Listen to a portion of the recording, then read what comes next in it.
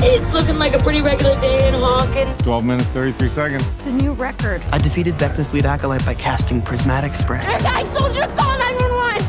And I told you to eat your damn pie. You heard it up top. If you hear this broadcast, you might be in the quarantine zone. You might be stranded. You might be in Hawkins, Indiana, where we're talking things getting a little strange, like we said, because we're talking Stranger Things, Season 5, Part 1, here on Normies Like Us, with your hosts, Rock and Colin. The Mike Flayer. Ooh. And this is Jake Levin. Oh. Jake Levin. I like Jake nice. the Hair Harrington. Yeah, that's good. Jake the Hair Harrington. Getting strange. Got strange vibes in the air. We're back. We're finally back. Was it 2 or 3 years? Wow. It's been a while since it's season 4. longer than that, I think. Season 4 was filmed during COVID pandemic, if you think Good about Lord. it that way. Whoa. So, like the early pandemic, I believe. So, I mean, I came out like 2022, 2023. I think 22. It's been a while. It's been a while. We've been running up that hill for a couple of years, but now we finally Right, get all these the 11's first going volume to college. of season Yeah. 5. We get what I so wanted Jacob to read up top. We get Netflix presents Stranger Things Season 5 Part 1. Maybe the most annoying Volume phrase. one. Like how did Volume 1? Even how, worse. How do we feel about it's called that, volume. guys? Yeah, even worse. Well, these Oh, dropped it's, around Thanksgiving, right? We're getting 3. We get another batch on Christmas and then another finale on New Year's. It's like, why are you hijacking all the holidays? There's other stuff I want to do those days, you know? It seems a little selfish. They got to drag it out to make everyone watch. But yeah, it was 4 episodes dropped on November 26th. I just hit my elbow on the table, scared Sadie. Ignore that. Yeah, Stranger Things.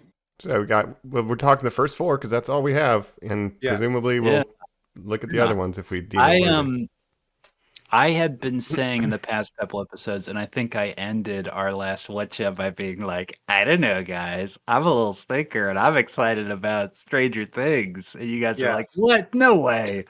And then Insane. off pod, Jacob had texted us about a trailer about 11 using like superpowers and stuff, and I was like, oh, I don't like any of this.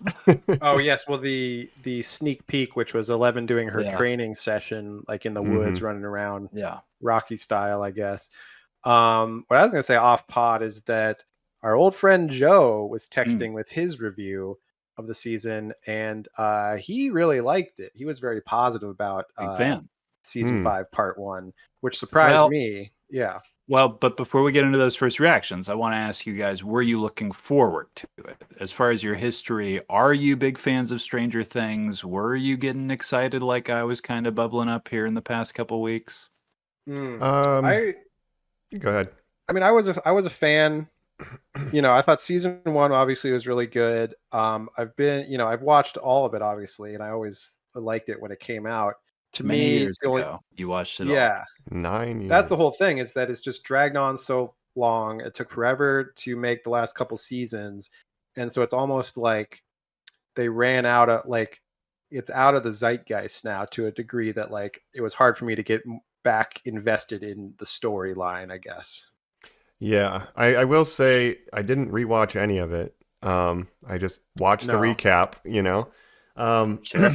But I really liked season 4. I don't know. I feel like a lot of people when it came out were like, "Oh, that Kate Bush. We love Eddie Munson." Like, I think people were pretty high on the Metallica stuff. Like, a lot of D&D happening in that season. Argyle. People were like, "This is still kind of cooking," but it's just been so long that I'm like Jacob said, it's kind of out of the zeitgeist. But how about you, Colin? How are you feeling? Well, and that season 4 was the first time they did the splits. Did we do 2 episodes, or did we just kind of do like 1 and then like, we'll get to the rest of that later? I can't really remember. Yeah, me neither. I'll look it up. Yeah. For me, I remember season liking 4, it. Yeah, season 4 was sort of a resurgence after, like, season 2 and 3 were kind of, people were like, mixed feelings about it, and wasn't as good as season 1, obviously. And so season 4 felt like a sort of a return to form. with that. But there's a whole argument that could be made that like it should have just been one season, and even stretching it past season one kind of degraded the quality of it a little bit. And I understand, if you want, people wanted more, but originally it was going to be like an anthology where, Stranger Things, every season was going to be a different story. The popularity of season one was so strong that they're like, we're going to continue the storyline, but it felt like they're sort of spinning their wheels for a while. And but now we have the conclusion. At least it's wrapping up. I think it has been a long time, so I'm grateful that the end is in sight. We'll see how it turns out because we've only got the first 4, but I'm grateful that it's like finally going to be done. I guess that's a weird sentiment to have, but I'm like, all right. But we keep saying like resurgence and like, again, 10 years for 5 seasons. And obviously one of the big critiques is like the kids, let's say, even if they were 13 or whatever when the show started, I think they're supposed to be like 16 now. Obviously they'd be like 23 then. But I guess my big question for viewers is... they are 23, like in real life. Which is insane. Yeah. But do you guys think, for fans of this show and talking about its survivability, and we keep saying, has it faded away? Does it come back or whatever? Like, if Stranger Things was your thing when you were 13, do you think 23-year-olds are super excited to wrap it up now? Right. Or I would say Gen Z audience is definitely more. I think Gen Z is more into it as a show. Really? I'm sure a lot of millennials like it as well, but because to Gen Z, I think it's sort of like what maybe like Harry Potter was to millennials, where it's like you grew up, you were the same age as those kids as you aged. Okay. So, if you started the show 10 years ago, you're the same age as them. Growing up with the show, I think that's a different than, we were all in our 20s when the show started. We're eating the nostalgia, yeah. Which is the big thing that's my entry point, obviously, that as a kid who was born at the end of the 80s but had a lot of 80s stuff left over, I can go, oh, look at that. But yeah, boy, I don't know. I think it's interesting because it's a show that makes you feel nostalgic for a time that you didn't exist in, and it's like an idealized version of that time, like to a certain degree. Yeah. Can you guys think of another original thing that Gen Z could have? What is something that's been made for their generation, whole cloth, like original? The Summer I Turned Pretty or whatever. Is that like a thing? Is that like a universe though? That like like a property that didn't exist before? Yeah, I don't know. Yeah, so I think that's the thing is like all the pop cultural touchstones that we have, like Harry Potter and like their Star Wars even. Yes, right, Like we had the prequels. I guess they had the Disney sequels. But that's already existed. Star Wars already existed. It's not for them. Yeah, this is a new thing that they got to experience the full inception of and the full conclusion. I wonder if they do have an appreciation of that even. I think and I mean, from what I know about Gen Z, which isn't that much, I just know that a lot of no cap Gen Z for real, dog. I am Unk, of course. We're all Unk, but or is it you busting right now, homie? But I just think being the same age as those kids and growing up with them in the same way that we grew up with, like Harry Potter, Daniel Radcliffe. I don't think these kids grew up in any way, shape, or form like we grew up. So I don't think any of it's covered. I do see what you're saying, but it's almost like I just almost wonder if it's like a lost thing now that they just like don't care that like something was invented for them to appreciate in the time of its invention. But I wonder. I think they have TikTok. Time. They're all on TikToks these days. Is Millie Bobby Brown their big star?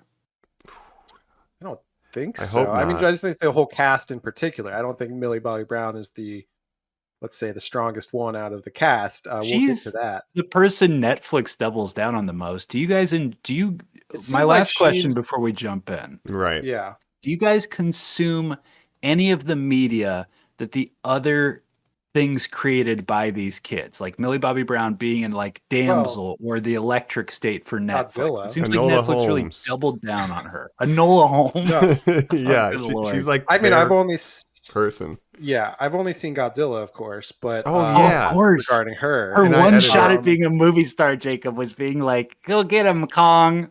Yeah, Enola Holmes. I think Millie Bobby Brown is going to basically retire from acting pretty soon. I mean, she's married to Bon Jovi's son. She has a kid. She has a child. Like, what does he do? I think she wants to settle down and not really even do acting anymore. She seems like she doesn't even like acting that much. You can just live off of Stranger Things for the rest of your life. And Bon Jovi residuals. Rich, probably. Yeah, you got the Bon Jovi residuals and the Stranger Things residuals. I think she's set for life. The Electric Circus, Electric State residuals. By the way, her name is fine. Her name is Millie Bobby Bon Jovi now. She changed her name legally. Her name is what did you say?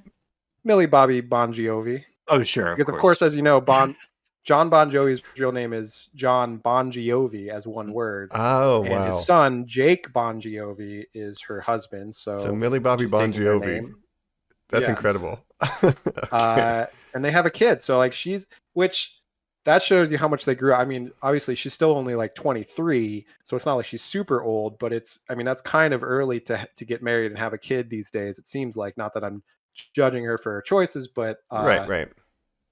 It seems like acting isn't her passion, right? No, and then to come back to this show, season 5, and it's like, oh yeah, we're supposed to be passing these actors off as high schoolers, and even like Nancy and the people who were like supposed to be 17 are like, you're like 30, or I can't wait to hold your hands in the hallway. Right. You have said like child. Natalie Dyer. What's her name? Natalie Dyer. Yeah. Joe Keery and Nancy and that generation. They are. I was reading this earlier. Basically, the age they were supposed to be in, the age they are in season 5 is the age the actors were in season 1. Wow. Oh, yeah. That's so they're that. They were always 10 years older than they are playing. Yeah, they're sort of like just graduated high school, basically going into college years. And Jacob, just real quick to prove my point again, name your favorite other Natalie Dyer thing, property. I don't know what else she's TV show. I think there's it's really shown, it really stands out with this season, especially which of these kids turned into good actors and which of these kids didn't so much turn into good actors. And they've all done different things. Like Joe Keery obviously is a standout. I think got a great band, a lot of music and stuff. Yeah, he makes some fucking great music. Yeah. And I think Natalie Dyer is one of the best kid actors on the show. I'm just not familiar with other things she's done. Charlie Heaton, you love Charlie Heaton. You always talk about his acting. The only thing I would know about him is that he got like busted for having cocaine at an airport once. Oh, I thought it was pot. Was it coke? Yep. It might have been cocaine. That's delayed production. Right. Yeah. I just gotta feel alive on the set of Stranger Things, baby. He's trying to feel like the 80s. Yeah. Yeah, and of course they're in a real relationship. Those two actors. Yeah, they've been together since the start of the show. So 10 years. Think about that. Wow, good for them. As far as the main kid cast, I didn't watch Ghostbusters. Together, no Finn Wolfhard. No, he just had a kid, I think. Yeah, Finn Wolfhard. Ghostbusters. I didn't watch that. They tried to make him a thing for a minute with Ghostbusters. It seems like he also does music and stuff too. Maybe so. They're He's doing a Renaissance different things. man. He directed a movie. Did you guys watch that movie he directed? No. What? It was a slasher film. It's pretty bad. Okay. I'm still intrigued by the concept of letting him direct one. I always like having Mike's interest for 1 millisecond. Oh, okay. Yeah. Okay. Oh, it's not good. Never mind. I was like, that's that seems like a good outing for a director's first try. Like it could contain slasher, He's doing different things. I like that Joe Keery movie where he's like an Uber driver. That one was pretty good. I forgot about you that. love Free Guy. I brought it up before. Mm-hmm. Which one? Free Guy with Ryan Reynolds. You love it. Free Guy. You always talk about it. You won't stop about it. I mean, Stranger Things. Sean Levy obviously involved in making Stranger Things. Maybe the best thing that he's ever been involved with. So I'll put it that way. Okay. You still think that? What? Let's find out if we still think that. Oh, the Deadpool bit too. I forgot that exists. Deadpool Wolverine doesn't change your mind. But yeah, let's jump in. Let's jump in. Let's talk about this season. Season 5, Part 1. here coming up. We're back. You're on Normies Like Us, where, as we said, it's the totally tubular 80s. It's far out. What's happening, dudes? Yeah. What's up, y'all? Oh my God. Dungeons and Dragons. Talk about a classic. Yeah, I was trying to figure out what would be 80s themed. I didn't have any clothes or anything, but my friends got me this old Dungeons and Dragons electronic Get that from a game. used bookstore or something? Oh, it's a game. So that's like one a of those warehouse things where they like hop, right? Yeah, it's basically? like kind of like it's an electronic game, so it kind of randomly generates the dungeon, and you like encounter a monster. Yeah, it's kind of weird, but we had neighbors that had a 1980. weird football game that played like that. That's It's like a something like that. roguelike. It's a roguelike, but analog. It's very physical wild. roguelike. That's interesting. Yeah. Before they just and a roguelike. I love that. But you know the D&D influence on this show, and we're getting back into all of that. So I feel it was appropriate. And this is, we should mention, this season set in 1987, whereas the first season was 83, I believe. So it's been 4 years in universe in the show. It's been a hard 4 years. Because everybody's aging so fast. But I feel like they don't even highlight this enough. But the late 80s, very different than the early 80s. Like I feel they're not showing enough that how much things change over that decade. Where the late 80s almost feel like the 90s to a certain extent with culturally, whereas the 80s, the early 80s were very much different. I was having a real wrestling match in my head, Jacob, this whole season about 80s enough and what is 80s, what isn't 80s, because obviously we've had so much content that's 80s inspired. We've had so much content, I'd love to point out, like that's inspired by Stranger Things, that has wrapped up already. Riverdale has come and gone since the first season of Stranger Things. You know what I mean? Like that was set in the 80s. No, but like the feel, the style. One of the seasons is set in the 50s, very hotly. But yeah, I know they did some weird things on that show. Yeah, truly crazy. But and in particular, there's a character who's introduced who is a chubby little boy who is annoying and a little bit of a douchebag, I reckon. A little bit of a douchebag, you might reckon. And the way that this kind of skirts around it is because it is modern television. They'll say things like, he's a real shit. And you're like, ooh, they're cursing. That's cool. In actuality, if this was the real 80s, they would be saying words and nicknames for this kid that I cannot say right now because it would kill a 14-year-old to even hear the words that I would say. Yeah. Yeah. True. You know what? I was thinking this too during the bullying scene in episode 1. How sanitized it is of the 80s, Jacob. It's so interesting. Where, Dustin is getting bullied by the jocks. And if this was true to life, yes, they'd be, calling him an F word. Henderson, you're a jerk. And you're like, Now, let me tell you, as a kid who survived 90s bullying, the things I was called, again, would kill a 14-year-old child now, just even hearing them said aloud. So your skinny is nothing to me. Yeah. Your gibberish is not anything. That is interesting. And I wish it was more realistic, but it's got to be, I guess. In the first season, would Steve, am I misremembering this? Did Steve call Jonathan the F word? I don't think so. No. It might be. I didn't rewatch any of this either, so I don't remember. Me neither. Yeah. Especially something like that. But I know there was, I always thought this too, like there should be more racism directed at Lucas in the 80s. But like when the bull, there is a moment that I watched Indiana. Yeah. Do you remember in season 2 when they dressed as Ghostbusters and Lucas came? He's like, "I'm Venkman," and then Mike was like, "You can't be Venkman. I'm Venkman. You're supposed to be fucking Ernie." He's like, "Nobody wants to be Ernie." Why? And it was a very why. He says Yeah. it and he like calls I think it that's out. the one moment where there's like a microaggression directed at Lucas, and it's like they never kind of touch that again after that. Otherwise, this show very much is hands across America, like diversity's everywhere. What are you talking about? Where it's like, yes, these people did exist, like not in Indiana. Not mid-80s circles that small town Indiana. What? There was not crossover. You know what I mean? Like it. Yeah. Right. No, I could see Lucas being part of their friend group, but as far as like when the jocks are bullying, there's like white and black jocks together. I feel like they would have been different clicks or something too. Yeah, but it's hard to talk about. I swear to God, young listeners, we know because this is how it was. We lived like it. It's hard. Again, I to think it's an explain. idealized version. The idealized version, yeah. So, but hold on, let's jump into it. It's like Spielberg's 80s extrapolated. And of course, because everything is so Amblin coded, very Goonies. ET. That's what the whole first season was. Yeah. Now, let's jump in specifically for this season 5, part 1. I want to talk first reactions and start there.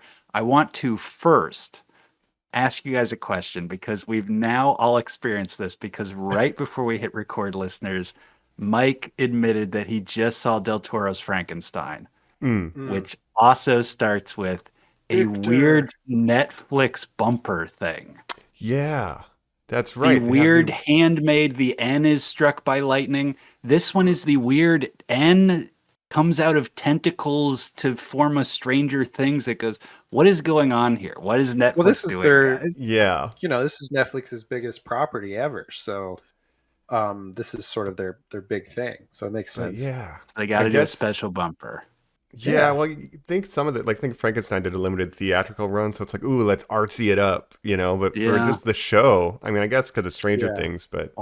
I'm so confused why they're doing it all of a sudden, but interesting. We'll get more, I guess. Maybe they saw that the new Apple one that looks like it was digital, but it was a bunch of glass, and they're like, we want cool bumpers too. Right. Yeah. If you've seen that.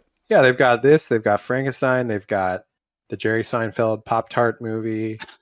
Which Adam of course Sandler, starts with a guy various taking properties. a big bite out of a Pop-Tart until it it's looks like an N, N. I'm sure. Yeah, what's the Happy Gilmore 2 one? Is it on a golf ball? It gets knocked away? Sure it is. And his dad says, "Ta-dum." Ta-dum, yeah.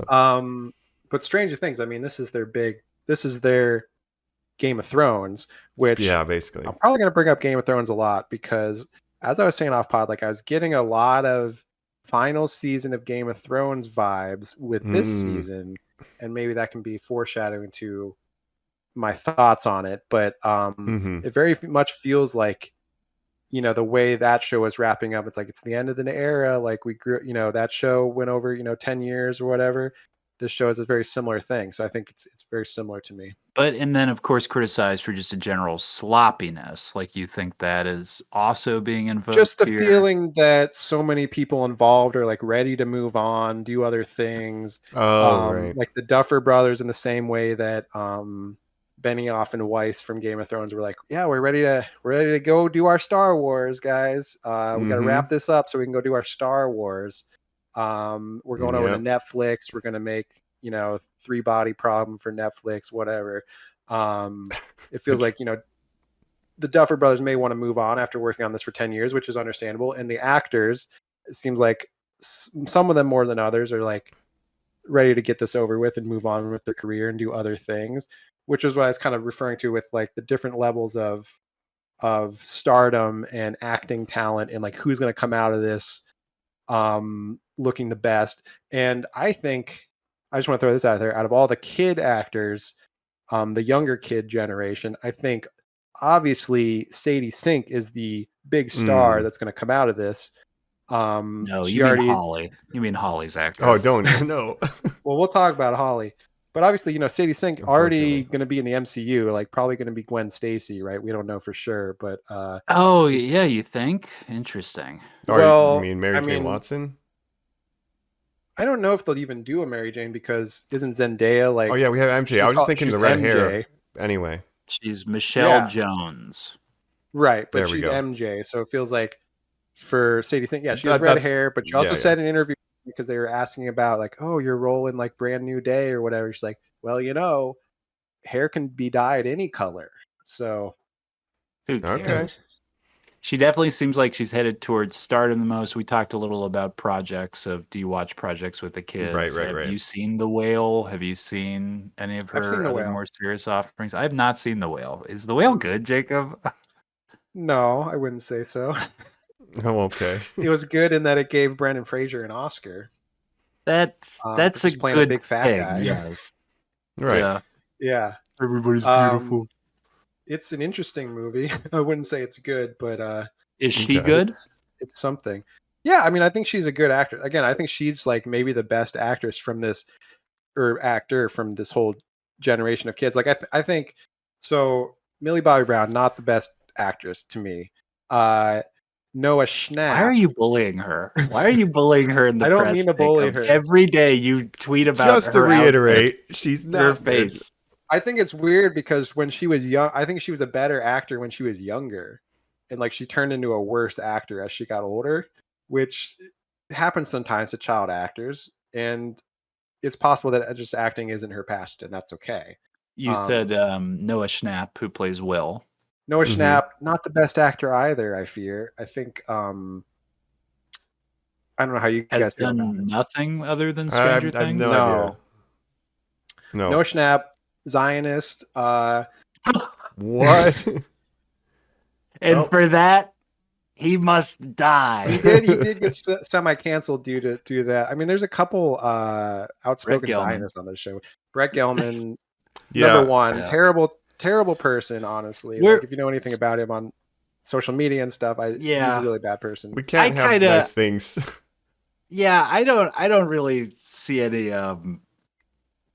I just don't want to add any of that. So yes, I agree. Thank you for bringing up any of that. Yes, go Noah ahead. Schnapp, he's young, so I'm more willing to give him a pass on that stuff. He doesn't Brett know Gelman is Brett like Gelman's an actual piece of shit. Is an actor. I saw him do his show 1,000 Cats once. He is truly he's maybe one of the most deranged human beings who've ever existed. But real quick, very outspoken about everything. We need to kill anyone who criticizes you're an anti-Semite. I want to hit rewind real quick because I want to go all the way back to talk about the Duffer Brothers real quick before we keep kind of going with the cast for a second. Now, these are the creators of this show. Unfortunately, for as famous as they are, I feel like I know nothing about them. What are their names? They are credited as the Duffer Brothers. Ross and Matt. I think I'm just Ross and Matt. I don't know if that's I have true. no idea. Okay. I'm not saying Ross Even and Matt. Stranger Things. The Coen brothers are credited as Joel and Ethan Coen when they direct something. They are not credited as the Coen brothers. And even the Russo brothers, I believe I know their names. Their names are Anthony and Joe, are they not? Yeah.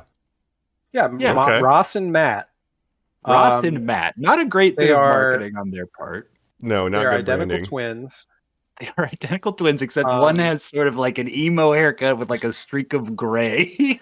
Yes. Nice. Born in 1984, so they literally grew up in the 80s. Yeah, a little bit older than younger than these characters would have been, but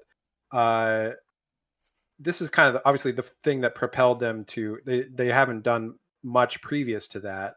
They did Wayward Pine, that weird M. Night Shyamalan show that I believe only I watched. They're writers on that, and then Stranger Things was their big hit.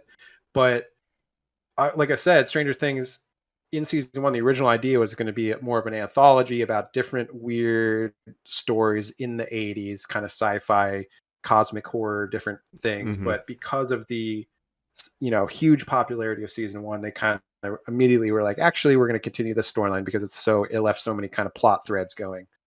Yeah. Well, the big weird thing I want to talk about them about right now is their sort of place in the Hollywood machine of, we're of course back to the old studio system days where there's only like 4 companies that own everything and they own people like baseball players and they trade stuff around.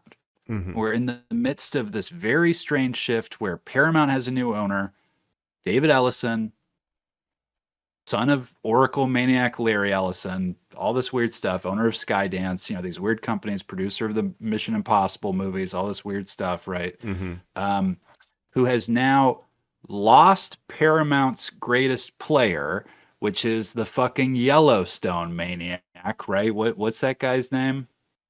Oh, I have Taylor no Sheridan. idea. Taylor Sheridan, that weird creator who makes Paramount soap operas for them. Paramount making so many bad decisions in that. Yeah, their biggest hit maker, Taylor Sheridan, they let him walk. Yeah. Well, they've let Taylor Sheridan go to Peacock almost in sort of one of these insane trades because he's picked up this contract of truly, I believe, $1 billion to get paid out for content. And instead, they have swept up and bought out the remaining contract of the Duffer Brothers at Netflix to bring them over to Paramount. Huh. Right. And Paramount might buy Warner Brothers, so who knows what's even going on with that. Right. And Netflix might buy Warner Brothers. So either way, like someone might buy Warner Brothers. Paramount could either go out of business or buy someone else and be, absorb them into them or something. But yes, all that is crazy. So this is the Duffers' last hurrah on Netflix, and then the other. It's just like Benioff and Weiss, where they're like HBO. They're like, we're leaving HBO to go over to Netflix. We're going to sign this big overall deal with Netflix to make the 3-body problem, and that's all they've done so far. Yeah, and that's all, and it went nowhere. Yeah. The way these contracts work, I mean, there will still be Yellowstone stuff. Like that is not going to stop when Taylor Sheridan leaves. Obviously, Paramount loves that franchise. They'll just put other people on. And of course, the Duffer Brothers have been paid to make a lot of other things set in the Stranger Things universe. Now, we've recently gotten a taste of that with a animated anthology series, it seems, a la Marvel's What If. Oh, great. Tales of Stranger Things, Tales of the 80s, I think it's called, or something like that.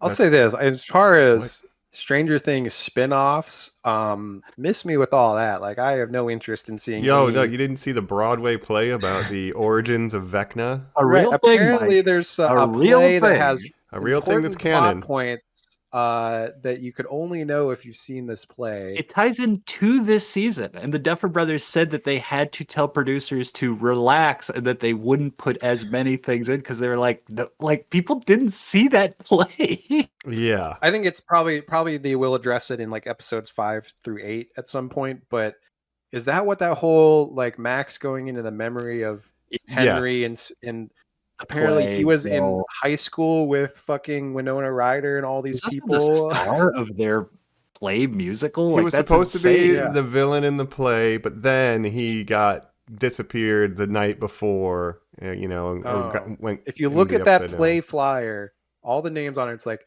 oh, it's Hopper, something Hopper, Eddie Munson's dad, Hopper, Harrington, and young Joyce literally goes, "Get out of here, Doug Harrington," or whatever. Like, Mr. Harrington. Like, is there 5 people that live in this town? Like, what's going on?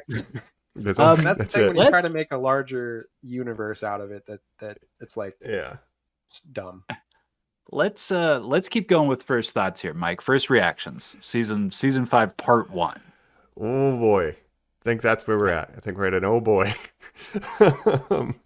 It's been a long time coming. I don't know if they're gonna have a satisfactory ending, but I'm in it for the long haul, at least to finish this thing out. But I do not love the very last frame of this season. But I don't know what else they were gonna do with that character. Or not the last, but the Chicago girl. 4. Yeah. That is what I meant. The Will. No, I forgot about. Yeah, no, but the reveal of who was in the base. Spoilers for Stranger Things 1 through 4. See, I actually like that. Because you have to do something with that. You have to do something with that. But I'm not excited. This is funny because I actually like that episode of season 2 where it's like, let's go meet We're gonna do an X-Men. We're gonna do an X-Men. Such a contrarian, Jacob. I actually like the one that everybody hates. I like the one that everybody hates, and I'm glad they brought her back. Because I like when Eleven did like her punk look, where she had like the slick back hair and like the black coat and everything. I was like, you only like that because you dress like that, because she's your fashion icon. Yeah. Season 2 11 was the best version of her. But yeah, I like the callback of bringing that character back because it's like, so for so many years people were like, whatever happened? Like that was going to be like a backdoor pilot for a spin-off or something. Yeah. And then everyone hated it. So they're like, forget those characters. But then actually bring them back. It's like, no, that character still exists in the world. Like I like narratively, you have to kind of tie that thread up, I guess. So, but I was like, oh wow, I forgot about this completely. Had to, because they could have just been like, everyone just forget that happened. But, they seem pretty upfront about just like following people's bliss of like, oh, you hated that? We'll never talk about it again. But you could just skip that episode. Interesting. Yep. So anyway, but I'm neutral. We'll see where it goes. Yeah. Well, for me, like, I led a little bit of my thoughts already. But again, I'll mention last season of Game of Thrones vibes for me. I didn't love it. So I'm not loving it so far. I'll say that. I thought it was pretty bad for the most part. Not Mainly terrible the in that phoned inness or the actual just general plot itself? I think for one thing, yeah, like half the cast again seems like they're over it and ready to move on. I think even the like the way it's shot and the way it's written so far just seems like low effort compared to like I think the show used to look really good. Like in the early seasons, there was like interesting cinematography and stuff, and really trying to hold to that 80s uh Spielberg, Stephen King kind of look. And this season, it's just been much more generic to me. There's a lot of shots of just like two characters, medium close up conversations and stuff. It's just like this show used to look better, I think. And it just and as far as the storyline, I don't think it's terrible. I don't think it's at the level of last season of Game of Thrones yet in terms of like everybody's going to hate the way that ended. But it's not looking great to me. Colin, how about you? I certainly think I'm the highest on it. I hate when people use this cop out, but I think and acknowledge that it is bad, but I'm having a very good time with it. Fair, and fair. I know that that's like, oh, cool. Like what? Like you can intellectualize it, but for some reason still you're going to defend it. No, I have a lot of issues and problems with it. There is so much logic this season that I'm like, truly, why is anybody doing the things that they're doing? Or like, there's so many times where I'm like, so what does the tracker telling me where the Demogorgon even like matter? Where I'm truly like, what, what even is happening that I just like don't understand at all. And I'm There's just so like many not rules locked about. in. There's I will say, so many rules. This is the show about rules.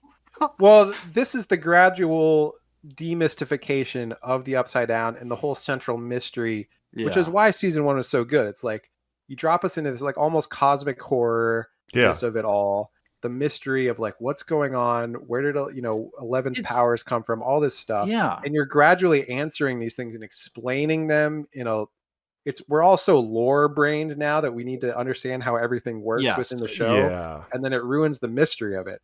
And then to make it all about, oh, it's actually just this one guy that 11 knew that's like her arch enemy that's behind all of it, right? Like the mind flayer, all that stuff. It was Henry, this the one whole time. guy. Yeah, it just ruins it a little bit for me. Yeah. Now, when you say Henry, do you mean Mr. What's It? I mean, Vecna.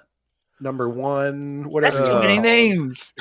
Too many. Dipshit Derek. Henry. That kid would be called Porky in a real 80s movie. I want everybody to know that. His name, Goonies, they would just call him Porky. Like, that's just there would be what more it would comments about his weight for sure. Shut up, Porky. They make him do the truffle shuffle. Watch the Goonies. Every one of those kids is called a slur in that movie. It's horrible. Yeah. That's real 80s, but yeah. Back to my defense of it all. I just love the characters. I don't necessarily feel like the performances are the most locked in. Look, I can't excuse anything David Harbour's doing this season. For all I know, I just want him to leave this young lady alone. Like as long as he's not bullying or harassing anybody or cheating on his wife, he can be as, turned off as he wants to be this whole performance. But the characters that are like mine that I have a huge defense for that we've talked about, Robin Maya Hawke, Joe Keery as Steve Harrington, I'm just like, these are my babies. Like these are my two special Those friends. Are two of the best, and for sure. I need to watch them do things, I will. Do I think that this show can figure out what to do with anybody else? Has it ever known what to do with Winona Ryder? No. She just does. People forget that Winona Ryder, it was like almost the lead of season 1. She is top billed. So important. She's top billed on this show still, Jake. Well, she was the big name attached originally because none of these actors were anybody. Like David Harbour was a working actor, but he was not a name. This made him a name. Now, Winona Ryder was already a name, obviously. Now, when I didn't have a job 10 years ago, and I remember this because a weekend was coming up and my roommate, former host of this show, Joe Asta, was going to stay over at his girlfriend's house, now wife, to say, I've heard of them. what are you going to do this weekend? I said, yo, dude, I'm going to watch that new Winona Ryder show. Have you seen the trailers for that? It looks dope. And he said no. And I was like, I'll let you know how it is. Yeah. And God damn it, Jacob. I think that like back to your demystification point and kind of the overall like what the show used to like fucking look like too and stuff. I think when you have a season 1 that is John Carpenter's Christine, and like that's what you're pitching it as, like this fucking awesome 80s horror movie, and you take it to Netflix and you're like, this is what we want it to look like, and they're like, that's awesome, do it. And then you have season 5 of the fucking Christine show, 10 years in, where now your mega corporation is like, look, the Christine show is our number watched thing. And we have a known house style now of how shows have to look so that they're optimized for your cell phone. So guess what? It's not looking like it's shot on film anymore.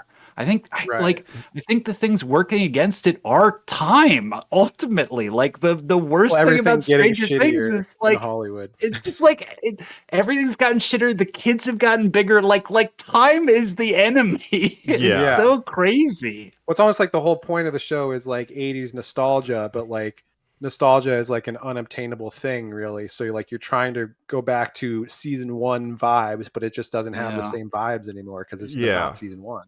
I think 10 years ago we were all like 80s, that's so kitschy and fun, and now we're like being destroyed by the billionaires who came from the 80s to like ruin the world, and we're all like, fuck the 80s. Fuck. Like this doomed us. The Wall Street. And season 1 was riding that wave of 80s nostalgia, which is now feels so overplayed, and just due to the passage of time, now obviously 90s nostalgia is the next big thing. So we need to make a 90s Stranger Things show.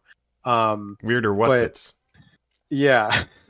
I'm gonna, again, I hate to keep bringing up Game of Thrones, but I just feel like the comparison. I thought you were gonna shoot at Millie Bobby Brown again. But even when you're saying things, Jacob, like that last season where people are always like, how did they travel here? Well, it's the last season, so the boats can do like this or whatever. Like there are moments where I'm watching this season now where I'm like, but so the army has a base in the Upside Down? Like I thought you couldn't like be in the Upside Down. They're like, well, we have a portal that we go in and out of, and anybody can go in and out of it. It actually takes you in and out of anywhere. We can all like get around the Upside Down like this and that. And I'm like, but like it used to be special. Like what is this? You want to colonize it? What the fuck?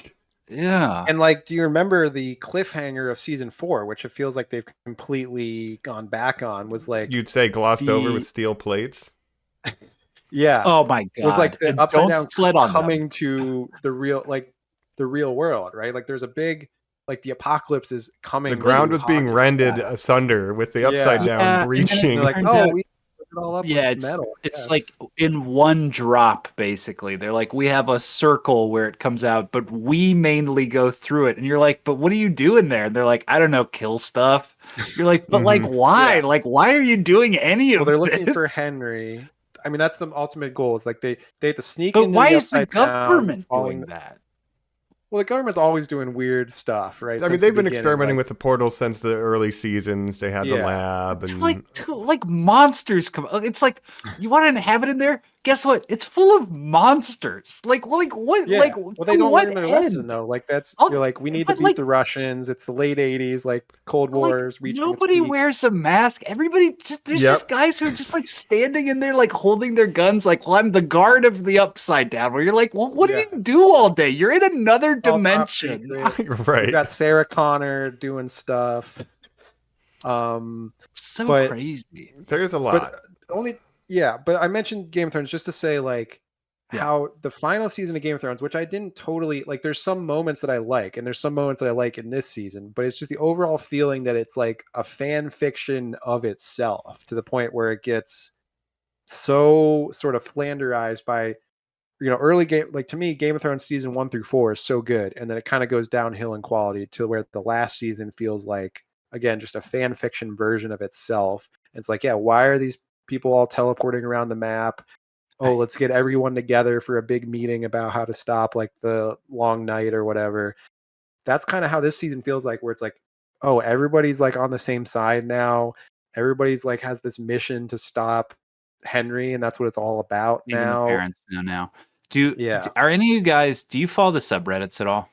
No. So keeping in mind that like I've been a member, I've never commented on it. I don't comment on any subreddit in there really, lurking. but like I'm just in there lurking. I've been a lurker on the Stranger Things subreddit for 10 years. Think about that. I mean, that's like whatever. So it's always been a part of my feed, no matter even if I'm clicking into it to go there more.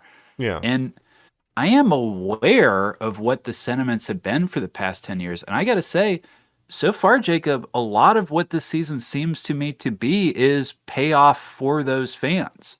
I know a lot of people who hated that Mrs. Wheeler almost cheated on the dad with Billy for that season, for season 3. Right. And feeling very vindicated now that she has a breakout moment where she stands up for the kids and fights the Demogorgon, which to me is horrifying because she ends that season being like physically like disfigured for the rest of her life or something. Right. I mean, isn't the dad like kind of a piece of shit who's like, yes, like even right before that, they're like kind of like fighting. But she was going to leave those kids. She deserved whatever happens to her. Mrs. Wheeler's a whore. We're like, I will see posts like that for the past 10 years where I'm like, people are insane. And the other big thing, wish fulfillment wise, is so many people being like, Will needs to have his season. Will, not so much that he needs to have a literal power, but to physically take back the power of this show. The start of this show was the disappearance of Will Byers. He is the kickoff incident. He's been abused season after season. He needs to take back and fight. And I loved that payoff as a fan. I'm all right with that. I think giving him basically 11's powers, not to get too far ahead, but is like, is it that great that he has like the same abilities as 11 now? I guess like he has some connection with Henry and the Demogorgons where he can see, like he sees what Vecna sees and that kind of stuff. Can I say something about the play that's really dumb, but it is canon? So Henry was the first person to go to the Upside Down and get a power. And so then when he was a teenager, he donated a bunch of blood. And then a lot of people in Hawkins got blood transfusions from his blood. And then those kids were the ones that were 11 and the lady from Chicago. What? So Henry's blood transfusion is allowed. But I thought it's because they fed 11's mom all those drugs while she was pregnant. That plus she had a blood transfusion, apparently, from Henry. So maybe Will has that too. I don't know. I liked that it's like 1 has all powers. 8, spoiler alert, but from that season 2 episode, has illusion powers, if you guys remember.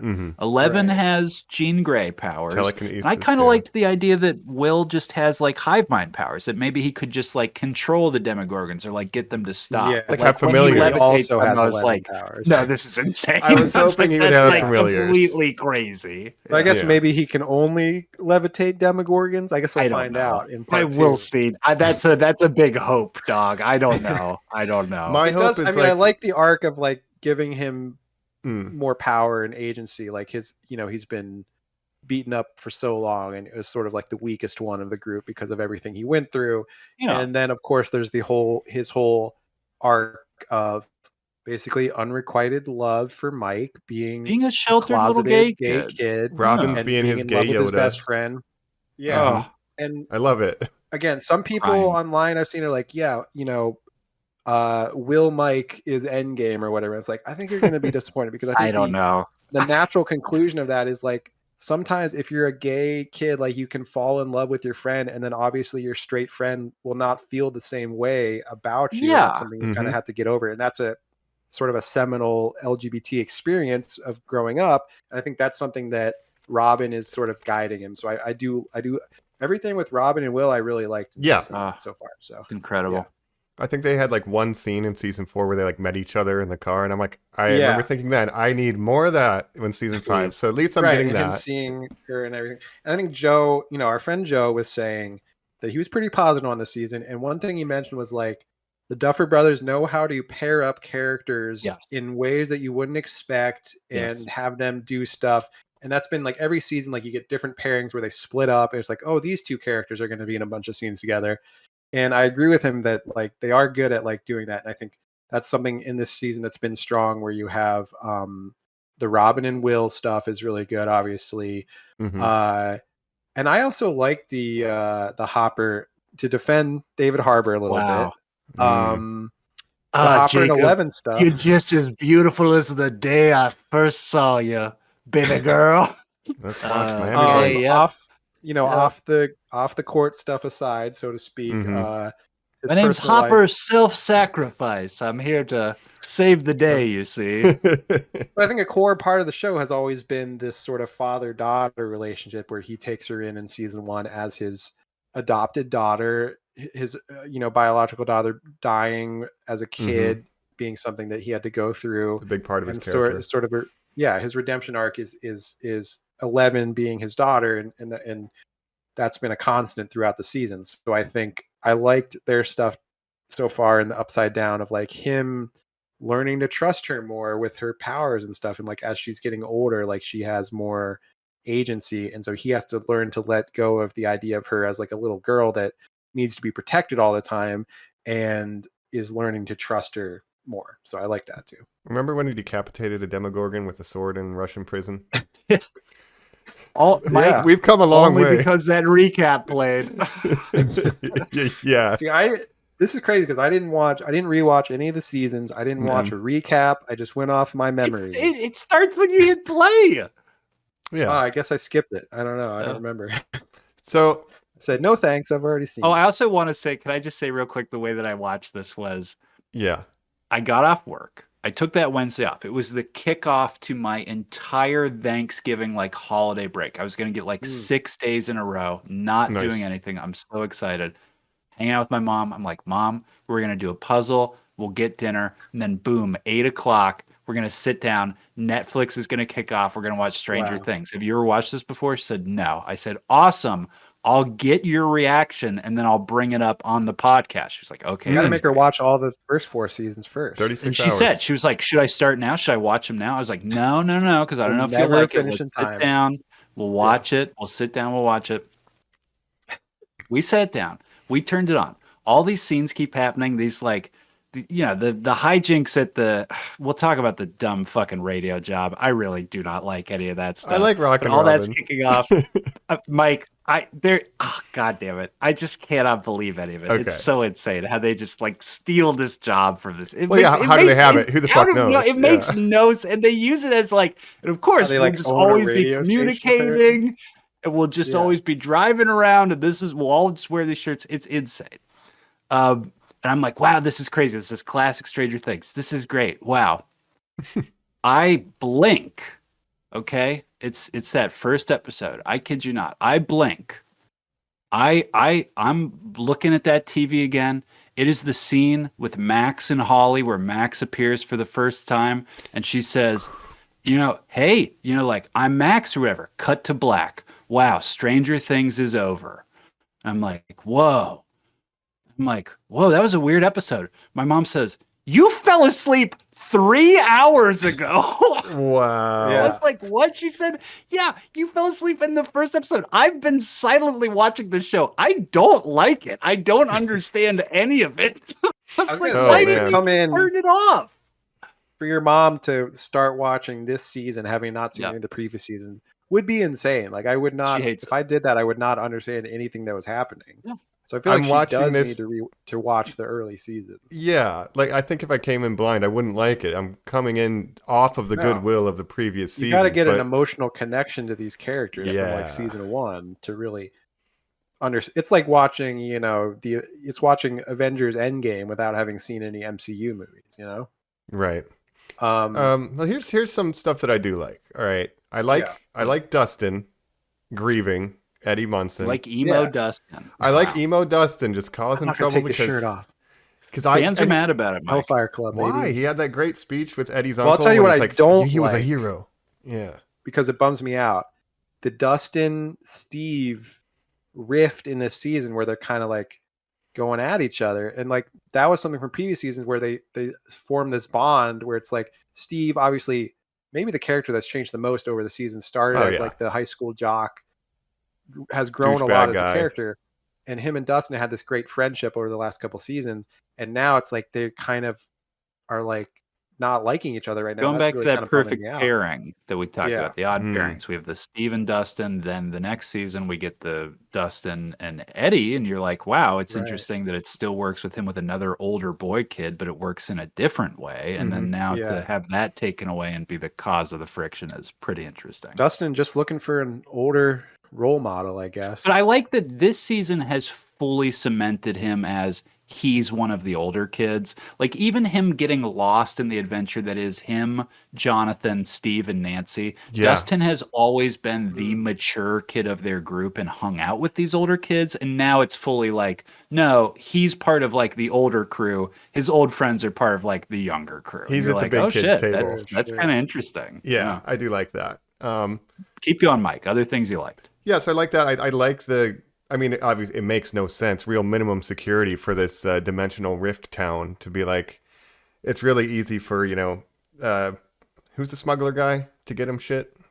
Murray? Murray. It's like, the security should be a lot tighter, but... Yeah, and this is, again, part of my radio job part where I'm like, why are you just like slotting in these weird positions people have now where they're like, obviously Robin's the one who like communicates the plan to everybody. I'm like, what are you talking about? They're like, Murray smuggles the stuff, and you're like, what? Yeah, it's like almost too unserious at times. But I like Robin's career advancement from I like the Robin mall doing to the video store to now she's on the radio. She's really WSQK, the squawk. Ah! Yeah. I just want to know, how do they own this radio station and this building and everything, and that's where they do all their top. We'll use it as a meeting place, and we also have the van, so we've also tunnels. got the van now. Yeah, it seems like the Duffer Brothers are like, what's like an infinite bat cave that they could just sort of have? Well, what if Robin had just like this job where she could just have everything? You're like, okay.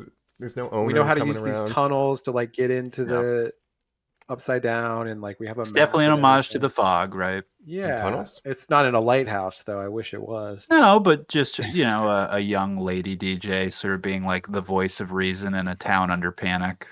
Oh, I thought it was a Texas Chainsaw 2 type of scenario. That lady DJ. That's right. Yeah, and then Leatherface is in love with her. Yeah, but so so the setup for this season is essentially the military's quarantined all of Hawkins, right? And then they're going in and out, like Colin said. But then there's the wall that Dustin figures out is just basically surrounding only Hawkins and the Upside Down. And so that's kind of a thing. So it's like, is the Upside Down only Hawkins? And if it is, then why did Russia have one too before? I don't know. Right. I forgot about Russia. Yeah, and that's why I'll never like season 4 that much, because all that Russian Hopper garbage, I don't put up with any of that. Right. Also, again, Jacob, yeah, you said in text had that season introduced only great characters, or so, I can't remember how you phrased it. A great character you might have said with Eddie. I will remind you that season also gave us Eduardo, the stoner Eduardo? friend of Jonathan. Oh right. Wasn't that California that guy's name? friend? No, I it was remember, but I guess he got I don't written remember off. it. But Eduardo? This is when they were living in California, right? Yeah. And then he had like the pizza van, and they drove back to Hawkins. No, then they used the pizza freezer to get 11 to go to the mine space. Yeah. I don't know. No, but I like that actor though. The Argyle, the actor's name is Eduardo, but Argyle. Yeah, Argyle? Was the literally like the Die Hard character? Yeah, Argyle. Oh wow. Yeah, that's the first first but van that's we like get. crazy. That's in all the Wrinkle in Time stuff that you can literally just be like, well, we call all of our stuff in this from Wrinkle in Time. Don't you want to just be like, well, that's what they call it. You're not allowed to take that stuff. No, we do D&D metaphor. Well, that's something that's always been weird to me. It's like Vecna, Demogorgon. These are just things from D&D that they decide. Like that's not their actual name. If you called him Vecna, he would be like, "What does that mean? Why are you saying that?" Yeah, that is not what I go by. But that's how the kids would frame this paranormal stuff because they're into D&D. But speaking of D&D, this is real quick. It's crazy how in season 3. Will is just trying to get everyone to play D&D, and they never do. And then he moves away, and all of season 4, all they do is play D&D. Yeah, that's so upsetting. Right. Poor guy. But it's like our club's really taken off now that you the Hellfire Club's sick, bro. Fucks. Man, I felt so bad for Will. Like for so many seasons because like he had the worst things happen to him, and then like that was like the loss of his childhood of like just wanting to go back to playing D&D in the secret clubhouse, and they're like, we're all like kind of growing up now, like we're interested in like girls and stuff, and he's like, ew, girls, no, I don't like that. I don't like that at all, actually. On the childhood angle, this season really hammers home the child endangerment. Of course, the actual first season that we see is what really occurred to Will when he was in the Upside Down. We get this entire plot from Vecna where he's talking about these 12 children will be the pillars that will change the world. They're weak. There is so much, I don't know, abuse imagery. Were you guys reading any of that? I mean, especially given that, like, well, Will is like a young, homosexual boy who seems like he was sort of like abused. You look at all the stuff with 11, the fact that there's like a strange papa who had a room full of kids that, he would abuse. Like there's always been this stuff, but it seems so dialed up this season. Yeah, definitely. Well, yeah. And the Will flashback stuff where it's like, he was the first one taken over by Henry. The weakest. Yeah. Children are the perfect vessel because they're so easy to break. Right. It's definitely definitely there. It's getting that stuff. It's which again tonally balanced against Murray. I got you some water balloons. It's like okay, but there's a lot of right. So it's a little weird. But this feels like it's what if one Demogorgon, 10 Demogorgons? What if one kidnapped child, 12 kidnapped children? Like they just have to ramp it up. Like that's how this feels, like just for the sake of making it bigger. But what is it for? He already opened the portal. What does he need these 12 kids for?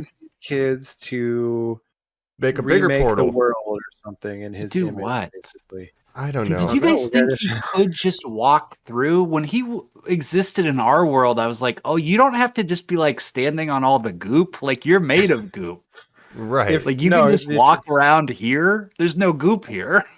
If they open a portal, he can walk through. He came out battle armor Vecna edition. I will say this probably won't surprise you because it's like the most obvious thing once you hear it, but I was reading that the Duffer Brothers were inspired by, for Vecna's entrance in episode 4, Darth Vader in Rogue One, the hallway scene. Oh, okay. And just like him coming in like a badass and like doing a bunch of stuff. So like obviously, that's so when he made the arm growing stuff, I was like, I didn't expect that, or whatever. I mean, and when he did, you said some of the stuff looks bad. I think some of the CGI actually kind of impressed me in that final episode. There's the moment where he pushes the fire back at the flamethrower and then it lights that guy on fire and the camera stays over it and you see the guy like be emulsed in the flame for a minute. And then there's the moment where Vecna pushes his fingers through the guy's face and his features are pushed out for a moment before they're sucked back in. Yeah, that was pretty sick. Yeah, the CG isn't bad. Like I think it looks good. It's like obviously it looks very expensive. They probably had a lot of money. Yeah, but, I'm sure it is. Yeah. Oh yeah. It's more just the way it looks and the framing and stuff. Yeah, it's just kind of uninspired. It used to be very thoughtful. Yeah. And I think like that last scene with all the Demogorgons going crazy on the soldiers and stuff, and then Vecna making his entrance, like that was some of the most interesting stuff to me. And that like they had like a oneer for like a minute and a half. Yeah, following the kids around and stuff.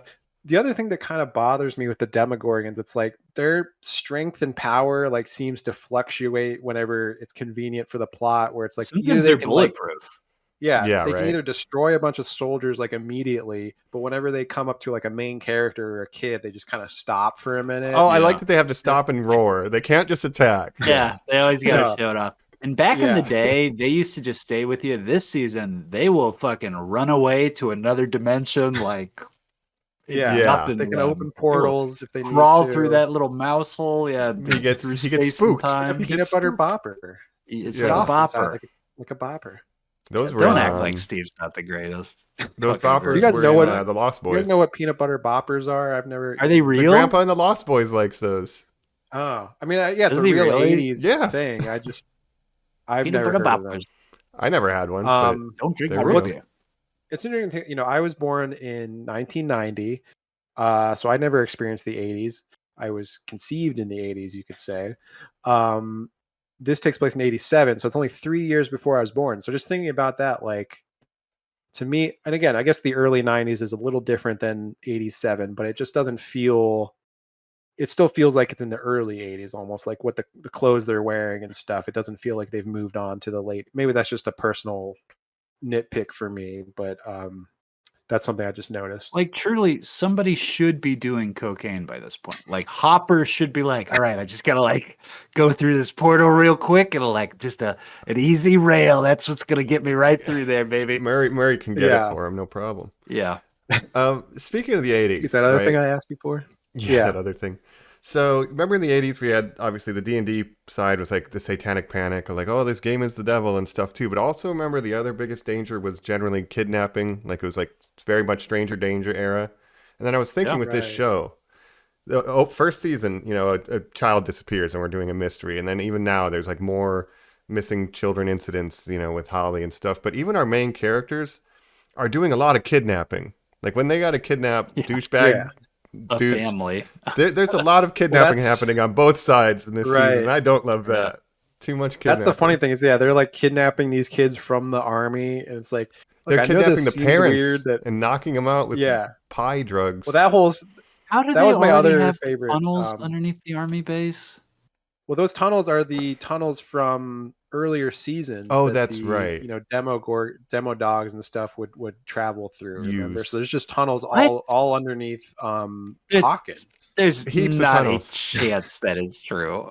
What do you mean? You don't remember the tunnels from the earlier seasons? Now that you're saying it, I remember the pumpkins making like the vines that are underneath the whole city. Roots. I guess that's what it is. That's so crazy, Jacob. So they have all those tunnels mapped out, and that's how they can get places underneath. How do they have that? Oh, I guess they. All right. I don't know. It makes sense if you think about it. I love that you're defending it. It makes sense.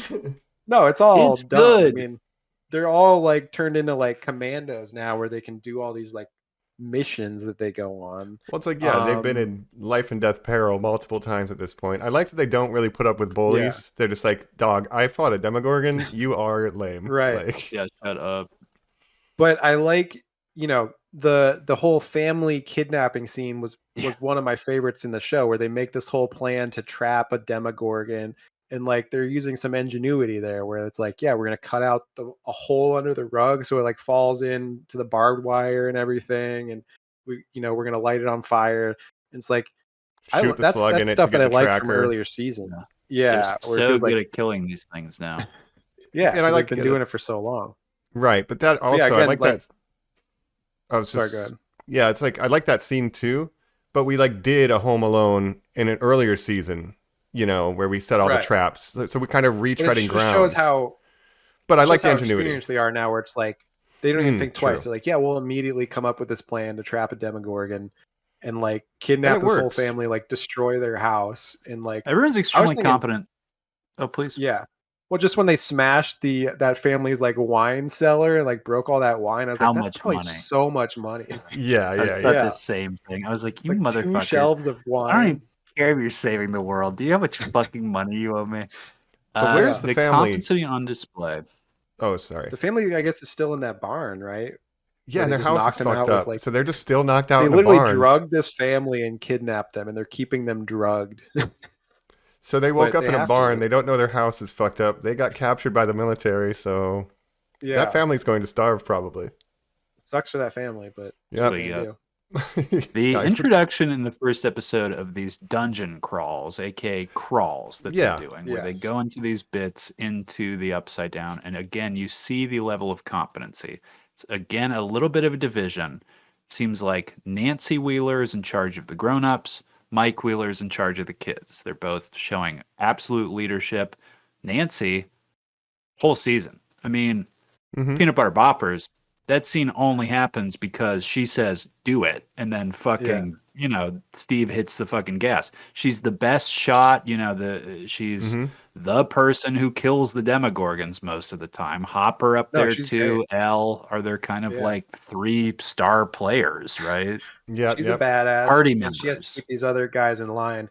I'll tell you what I don't like though is this whole Steve and what's the other guy's name? Jonathan, Even rivalry. Byers, Jonathan. I didn't love that. The love triangle where it's like, this is old news. Like, you shouldn't still be doing like Steve and Jonathan competing over Nancy. Like Steve like moved on. Like, wasn't that his whole arc? Is that he moved on from Nancy? I guess who else does he have? I would love to see if somebody else was around. I guess I don't understand how in this time or I don't these know. years where people have been under quarantine, he wasn't just like, hey.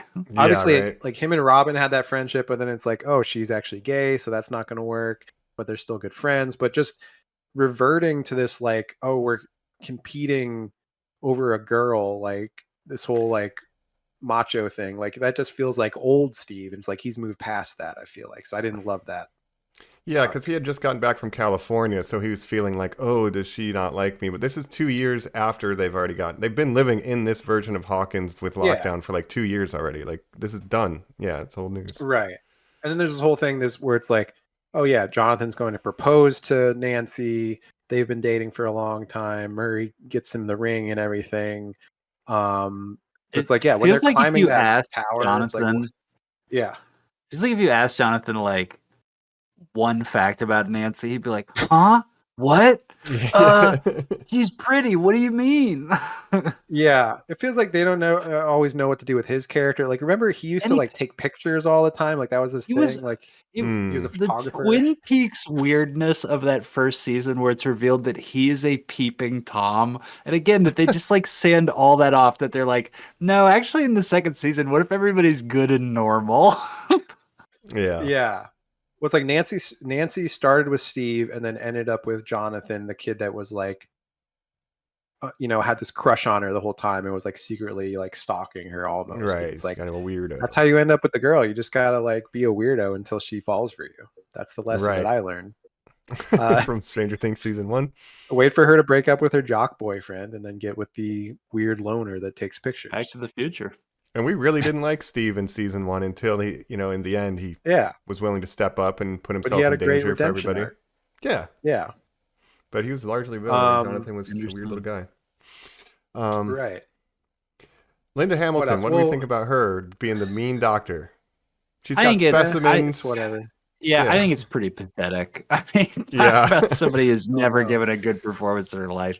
I think we've talked a lot about how James Cameron uses that principle of shorthand casting, where he's like, look, I'm going to have this character who's a nerd. I'm going to cast a nerd, and they're going to say very generic nerd things, because I kind of just need to like move that part along. I think the Duffer Brothers were kind of like, look, Linda Hamilton, you'll see her. She'll be a steely sort of badass woman, and you'll get that. And it's like, yeah, I guess. I think it's fine. I mean, they also like to sort of stunt cast certain like one like big 80s star per season. Rudy. Like, Sean Astin. You guys like Sean Astin? Well, guess what? He's in the show. He's gonna play the nicest, rudiest guy, and you're like, okay, like it's always shorthands. Like it's always, But Linda Hamilton, it's funny because I actually watched Terminator. Robert 2. Englund, the biggest shorthand. What if we literally just do a Freddy scene right now? It's like, okay, all right, Paul Reiser. Remember Paul Reiser? Yeah, Paul Reiser. Yeah, crazy. But it's funny because I recently watched Terminator 2, one of the best movies ever made. Nice. And, so I saw her in that, of course. And, she's kind of just like an older Sarah Connor, where she's like, she's like a badass woman, but she's in the army and she's like on the bad side, I guess. Buster K. Mm-hmm. What is the plot? Why do they think that the government has Vecna? Is it because of something they read in that soldier's mind when they're in the Upside Down? Why are Elle and Hop obsessed? She sees a secret door. There's something behind a door that it could be Vecna. Why do they just assume it's Vecna? It's her kryptonite, because she doesn't think about, like, that's the only thing she's thinking about, right? Is like Vecna is like her arch enemy. So it's like, it's the only thing that has any power that the government would want, and definitely not Chicago girl. I forgot all about her too. Yeah, I don't know, but even that, I don't know. That just made no sense to me. It's like, what are they doing? They're doing weird shit they're in the Upside Down is what they're doing. Why are they going into why are they sending patrols into the Upside Down to do what? just to have those weird snake things. It's like that's enough to me, though. Is that it's like I don't know, they're doing weird shit. Leave it alone. Well, also I think aren't they like the army's main goal is like looking for 11. They want to capture 11 to like use her powers, and so they think she's in the Upside Down, so they're like searching the Upside Down for her. And which is why Hopper doesn't want her to come, because she's like, that's exactly what they, if you're in the Upside Down, they'll find you. Like that's what there's so many military down here. How long I've been looking for you? Yes, Dr. K.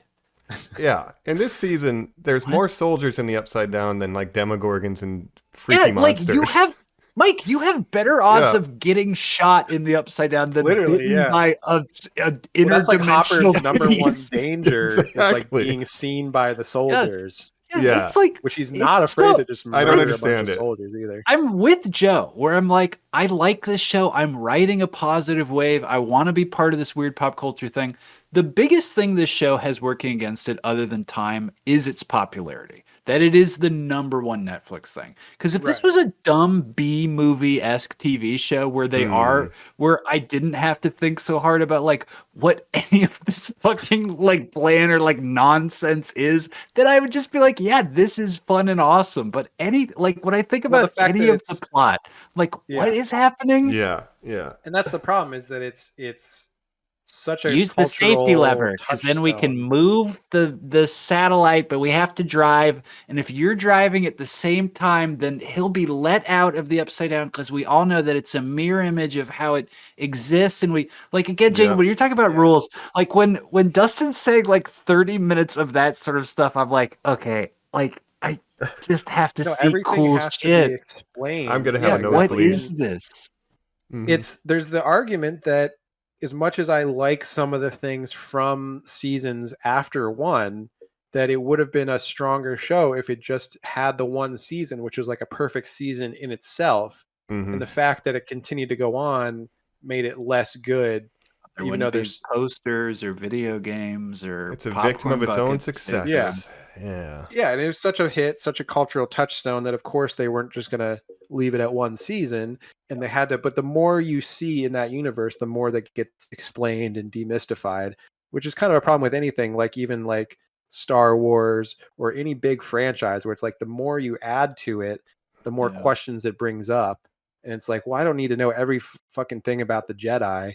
It's the same thing as the prequels, where it's like, well, actually, you see, your midi-chlorian count determines how strong with the Force you are. And stuff.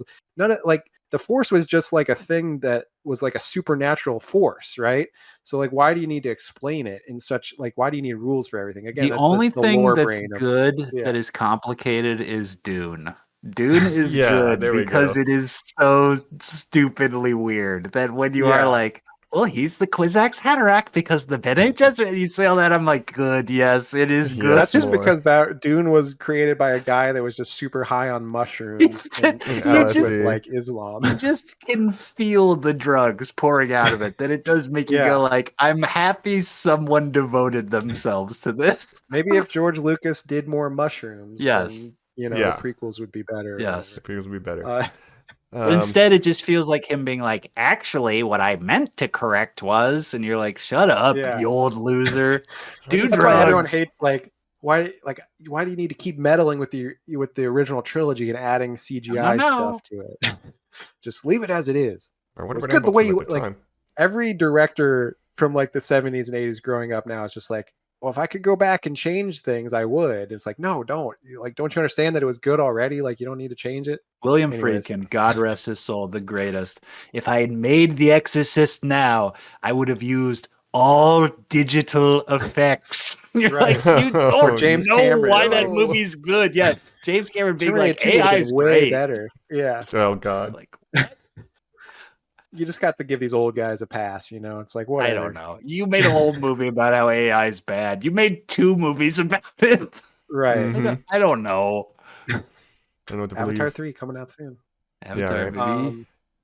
This Upside Down reminded me of a movie I watched earlier this year called The Gorge, where the military was mucking about in a hell dimension. Not a very good Anya movie. Taylor-Joy and Miles Teller. Yeah, but it's unfortunately That's reminded about me a of something hell bad. dimension? There's like a bunch of It's about a weird gorge, Colin. beasts. There's a gorge, and there's 2 snipers on either side of the gorge. And snipers chew gum. Because there's monsters that come out of the gorge. You guys told me somebody funny directed that. Who directed that? I can't remember. I don't know. It was an Apple TV movie. Oh, you know what? I know who it is. Who? Is it Scott Derrickson, director of Doctor Strange? Oh, it's that's Scott right. Derrickson. Yeah. And director I remember of when I Black first Phone, mentioned Black the Phone gorge 2. to you, Colin. You said that's not a real show. You made It's not a real movie. Well, because I thought you were talking about the silo, and I was like, "No, you're getting the name wrong." And you were like, "No, I'm talking about a different thing." The gorge. Yeah, it's a different Apple TV thing that exists. Yeah, the silo, the gorge. We're talking about what happened. What was Anna Taylor doing? What's she doing with her career right now? Why is she in the She's gorge? Baby Dune. Oh yeah, she's Baby Dune. Forgot about She's that. Baby Dune. Okay. Don't worry about it. Yeah, she's gonna come out with some knives as a little She kid. appears in a dream or something. I can't remember. Yeah. It's been a while. Can I mention something that I found really funny with this one moment that was really funny for me this season?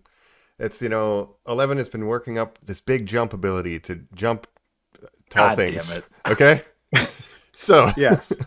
Sure. So she's getting ready to infiltrate the military base, and she's like, "I'll time it with the lightning." The lightning, Mike. Right, and that's already dumb of itself. But so she times it with the lightning, but before she's going to do her big jump, she puts her little bandana over her face. It's like there's no other powered teenagers. Like they're going to know it's you. The bandana is not helping you. To me, Mike, I was like, at least somebody's finally thinking about not breathing in all that shit in the upside down. Like I don't know. It was the 80s. Asbestos was everywhere. Well, that's why I thought when I sent you guys that clip, that sneak peek of her like training in the woods. How dare you? Making Millie Bobby Brown not the most athletic actor in the cast. I'll just say, like, it looked so unbelievable to me that she's doing all this stuff. Parkour. She's sub Cobra Kai level of stuff. You keep saying she's going to retire. I don't think you know what level of star she is to Netflix, Jacob. She keeps doing these roles like Damsel in Electric State that are action movie roles. I don't know. But did anybody see the Electric State? Is that a movie that actually I have watched both those films. Wow. And she is bad in both of them. Yeah. You should check out The Gorge. I don't know. Mike made some real acting. A cut of Godzilla that specifically cuts her out of it. Her entire arc out. Yeah. I cut everything. She does not appear in the film. Show starring a girl Mike digitally edited out of a different movie. An entire feature film. This is what I'm saying. I don't think she liked... Are we allowed to talk about this? Are we allowed to talk about her? I think her? I'm too close to this. It's too personal. I don't want to be mean to her, but like, also, I just don't think she said in interviews like, yeah, I don't really watch movies or TV. Like, I'm just not interested in that. I keep thinking about the fucking press tour you brought up earlier this year for Beetlejuice, where Winona Ryder is like, it's really nice to talk to young people who watch movies. Because the difference, like, working with Jenna Ortega, which like, oh, Jenna Ortega actually like watches like, because Winona Ryder, famed for being have sort a of conversation watching with her. all this shit. Yeah. Like, Winona Ryder loves like, art movies and stuff like that. So she connected with Jenna Ortega. Obviously, she was sort of throwing shade at Millie Bobby Brown, who's like, I don't watch movies. I watch like TikToks. That's what I like to do. Now, I know who she's not shading. Did you guys see this behind the scenes thing? Maya Hawke is specifically for that final episode dressed as Winona Ryder. She's wearing her leather jacket and Tom Waits shirt from a very famous paparazzi photo, I guess. And it was her idea to dress that way. That's awesome. Cool. I did not. And like, that doesn't surprise me. Like Maya Hawke, raised by Ethan Hawke and Uma Thurman. Like, come on. Raised by two artists. Like truly weirdo artists. Like Ethan Hawke is like cool as hell. Like he's always doing like cool so stuff. She's the Gattaca baby. She's the literal Gattaca baby, Mike. She is the DNA sequence. She is the Gattaca. Yeah. So Maya Hawke was in Once Upon a Time in Hollywood, Tarantino, and she like asked her mom, like, so like, is there anything I should know about working with Quentin Tarantino? She's just like, look, if he asks you to take off your shoes and socks, like, just don't do it. Don't do it. What don't let your feet. That your mom has to warn you about one of her friends. This director, everybody, he makes great movies, but look, everyone knows it's an open secret. He has a foot fetish. Hey, Jacob, talking to your daughter. What's Uncle Colin like? He's a nice guy, right? Yeah, he's great. Don't be around him alone. Like, if you have to give any warning like that, it's Keep like, your shoes on. Yeah, reiterate, rethink about. Hopefully, he's not doing the other bad relationship. stuff, but he does like feet, and that's a known thing about him. God damn it, he loves them. Wiggle your big toe. You're Margaret Qualley in that movie. You are popping those bad boys out, and Brad Pitt is salivated. Yeah. By the way, can you believe that David Fincher is making a Once Upon a Time in Hollywood spin-off for Netflix now? What's that going to be like? Wow. Starring Brad Pitt's character. Netflix, what are we doing? But it's not Brad Pitt, right? I think it is. Oh, wow. Yeah. It's just like a lot of money. Leo was sort of the main character of that movie. Brad Pitt is now it's the spin-off is based on Brad's character. Brad Pitt won the Oscar for it, so. Yeah, I guess that's true. F2. But Fincher, what are you doing, man? You're making that and what's the other thing that he's like making? Oh, Squid Game America. American Squid Games. What are you doing, David Fincher? Don't make those things. He sold his golden dog. It's over. They paid for Mank, and they pulled out a contract written in blood, and they're like, to get your dad's movie made, we own you forever. And he said, I agree. You will adapt Squid. I don't know. All right. Anyways. Well, Stranger Things have happened, you know. I'm excited for American Stranger Things. That's going to be weird when they adapt I'm excited for Korean Stranger Things. Yeah. I would love that, honestly. Actually. Made by... That would have been the anthology. In that. You just throw it upside down in a different country. That's the anthology, right? I don't think you're allowed. There's a wall, Mike. I don't think now there's a big fleshy wall. We got to talk about Porky. Holly. I like Porky. Oh, Wheeler. Holly. I don't like. So yes, retreading ground. We're gonna do another single kidnapping. It's like, guys, chill. And I don't like. Forgive me the performance at all. I don't like any of this. Jacob texted and said, we're supposed to believe this kid's always been here. I thought they invented a new Wheeler child. Yes. Apparently she was in previous seasons. I had to Google. I know like the take was, she has been there the entire time, dog. Apparently, but I did not remember. And again, they aged her up 6 years for this. Yes, I know they recasted her, different actress for this season because it's a bigger part. So it was, I guess, twins or two sisters that played her originally, which they do a lot with kid actors, so they can double up on the usage of them because there's child labor laws and stuff. But because it's a bigger part, they're like, we got to go with an actor that can handle a bigger part. So they went with this actress, Nell something, right? Sure. I was looking up earlier. Her name's like Nell something. We don't need to be saying her name for the dragon. But I'm not loving the A Wrinkle in Time shit that we're doing. I don't want to be mean to her. Nell Fisher. Okay. Which she was in Evil Dead Rise. So that's why it's like, oh yeah, she was in Evil Dead Rise. Oh, she's the little girl in that. Whoa. Oh yeah. Okay. So she's good in that. She is good in that. Right. Everybody's good. But I think what's interesting is like she is now the age that the original kids were in season 1, essentially, where she's coming to that age. But it's like they did no work to like instill that like this is a character that we should care about at all in previous seasons. It's like, yeah, there's Nancy, there's Mike, and then there's like another younger sister that like gets no screen time. We don't give a shit about. It was hard enough when 2 seasons ago they were like, "Hey, Lucas has a sister," and we were like, "Oh yeah, okay. yeah." When Erica started coming, but I like Erica a lot, and I really like her character this season as well. Told you to eat pie. But talking about pies, the division of pie between all these characters now, I get thematically what they're going for. Again, fan service wise, it seems like very much this season to them is we will go full circle. It will make sense if instead of a Byers kid, it's a Wheeler kid. We've always had this one. We make it their classmates, like Jacob said. It's a reflection, sort of Harry Potter thing of like, they were the age that they are now, and blah, blah, blah. Right. And I can see all that. It's horribly executed. It fucking sucks. I will the say, writing is terrible. The one thing I liked is the Mike has a moment where he's like gets to be an older brother to her and like be like, you know, kind of give her a little pep talk about like being brave and stuff, because she doesn't know any of the shit that's going on with monsters and the upside down, and like he says this is some serious shit to her, and it looks like it's the first time she's ever heard a curse word. The face she gives is like, what? Yeah. Again, I think that's the problem, is that they just didn't do enough to establish this character in earlier seasons. No. There's like, oh yeah, Mike has a younger sister that's kind of like not important, but now she is important. Babysat all the time. Like, you're expected to care about her, and it's like, I don't care about her.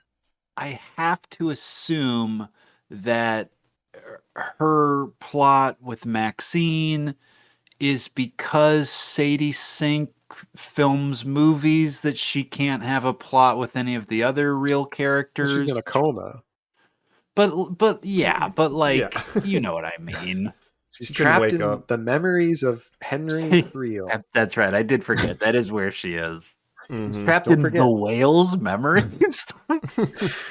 No, and I look, I kind of liked the Max and Holly stuff, because it's like, yeah, they're giving Max something to do. I don't understand how she's like, her mind is trapped inside of the upside. I guess she's trapped inside the upside down, which is also, she's in another layer of the upside down, which is Henry's memories, which is like this. Yeah, now I'm getting confused again. There's also the visualization when we hear the Kate Bush song is that literally like a Photoshop portal just sort of like opens up of the real world and she can just kind of jump through. What I have to think in my brain of like, okay, they're in the upside down. There's this wall. If they punch through the wall, are they in the memory scape? No, I don't think that's what it is. But if they go beyond to the cave, oh, I bet because that's the border that then gets you to the upside down. Wait, no, it's just a memory of a bad time in a cave that he doesn't like, so he won't go there to kill his like final enemy. Okay, I don't really understand any of that or like what that is. Like again, there's so many mechanics of this show where I'm like, trying not to think about that. How is her consciousness trapped inside his memory, but then she could potentially... I heard a voice, and then I wanted to come back. The voice told me to, so I did. It's like, okay. But it's like only if that song didn't stop at that moment, because the tape ended, she really, could have gone... It's so frustrating that like, really it comes down to mechanically that literally Lucas just needed to keep playing gotta rewind the tape. That minute. It's like, well, that just doesn't seem very fair that that's how the portal to freedom works, I guess. Yeah. But if it lasted longer, she could have gone through that portal and like woken up in her body again. I don't know. Do you think Jonathan will be taken over at some point, and when they run to play the song that they like for him, Nancy will discover the ring, and it'll be like a big moment? That's an interesting thing they could do. That's a thing they could do. I wanted to ask you guys about this. That's that thing they could do. You talk about full circle and stuff like this. There's a theory online, and this is, I think, would be a bad way to end the show, and I want to go on record on this, but the fan theory is that it's going to end with some form of, the whole thing was a D&D campaign invented by Mike Wheeler. They were playing D&D the whole time. It was all in their mind. That's an 80s ass ending though. Yeah. No, it would be a terrible ending. Like, I would hate that so much. I don't think they'll do it, but a poisoned fake fantasy episode where everybody has been pulled into Vecna's. You know, he's won the true all is lost moment where he makes like a false reality, and it cuts to Mike being like, and that was our D&D campaign. I could see them faking it, but no, not. I think, I don't think it'll actually end that way. I think that would be very stupid. It would go down as one of the worst endings ever for a show, but Colin, have you seen anything like that on Reddit of like people talking about that? Because I've seen a lot of interesting predictions. Obviously, the things that most people want to talk about, and I want to get your thoughts here, is a kill count. Well, I just want to say about this theory too is that the Duffer Brothers, like in an interview or something, were like, the one scene we want to be like the lasting image of this show is that first scene in season 1 where the 4 kids are playing D&D together and hanging out, having a great time. And so people are like, oh, that's a sign that it's all going to be a big, No. it's all going to circle back to them playing D&D. But I think it could end with some form of them just playing D&D again. I think the credits will be literally like, can you believe this is where it started? I think it'll be like a cutback. But to make it all like in their minds and all like a D&D campaign would be insane. Yeah, especially because it's like, so Michael came up with a scenario of like, all right, and then your mom, your mom is going to be hanging up Christmas lights. You walk in the, roll, like, wait, roll why to scare your mom. Right. Will is like, wait, why did you write it into the campaign that I'm in love with you? Like, what was that about? Did you say I'm gay? I'm not gay. That's funny. Will's an alpha in this real world. He's Giga Chad now. Can I read the names of these episodes? And we have all the names. I don't know if it would be a spoiler. Oh, do we really? Read off all the names. Yes. Oh, one of them's called Escape from Kamatots? Correct. Yeah. So that'll be the maxive episode. Which is what Holly calls Henry's dream world or memory world, which is based on the real time. Stolen, Yeah. So what we have, episode 1 is The Crawl. Episode 2, The Vanishing of Holly Wheeler. Episode 3, The Turnbow Trap. That's the Home Alone. The kid's last name, yeah. Chapter 4 is Derek Sorcerer. Sorcerer. Like the William Friedkin movie about a big truck. Well, Will the Wise. Oh, right? That's the payoff there. Oh yeah, Will. And then Wise. coming up on Christmas, because there's that 3. Go ahead. Sorry, there's that scene where Mike is like, so he's like, so I'm like a wizard. And he's like, well, actually, you're more like a sorcerer because your powers don't come from books. They're actually innate, like a sorcerer instead of a wizard where they get their magic powers from books, which is a very D&D thing. So there's a little bit of a payoff there, yeah. But the next 3 you get in Christmas. Chapter 5 is called Shock Jock, which leads me to believe it has something to do with Robin doing stuff at the radio station. Chapter 6, Escape from Kamatots, which will be Max and Holly. Chapter 7 is called The Bridge. I'm assuming the bridge that links all this stuff together. And Chapter 8 is called The Right Side Up. The Right Side Up. Yeah. Okay, I love that. Yeah, I kind of like love that. That's great. I really love the language of flipping. He flipped. They say that a lot when the Demogorgons go to the other side. They go, it flipped. Yeah. Or they have been started calling it the right side up. In the Crawl episode, they call it that a couple times. And you like all the tracking and stuff that they can do with their. I don't understand any of that. I cannot follow any of what the frequencies mean, why it matters, why the positioning would be important to them. The timeline wise, so I guess I don't understand. In this modern streaming age, there's all these bullshit. We have to go against the rules, blah, blah, blah. Why does the first episode have to be an hour and a half just for the second episode to be 45 minutes? I guess, whatever. I don't know how you guys feel about that. And is the New Year's episode going to be 2 hours long or something? Yeah. So what is the last finale? couple ones are all going to be like hour and a half to 2 hours. Like they're all like a full movie, it seems like. Finale's like 2, right? Because 7 8 episodes seems like I'm worried. We're kind of getting close to wrapping up my thoughts. Yeah. So as we're heading in that direction, in these next couple episodes, what I'm worried about is we've front-loaded some things. We've gotten payoffs or I guess setups with certain characters. This was a very Will-heavy start to this season, right?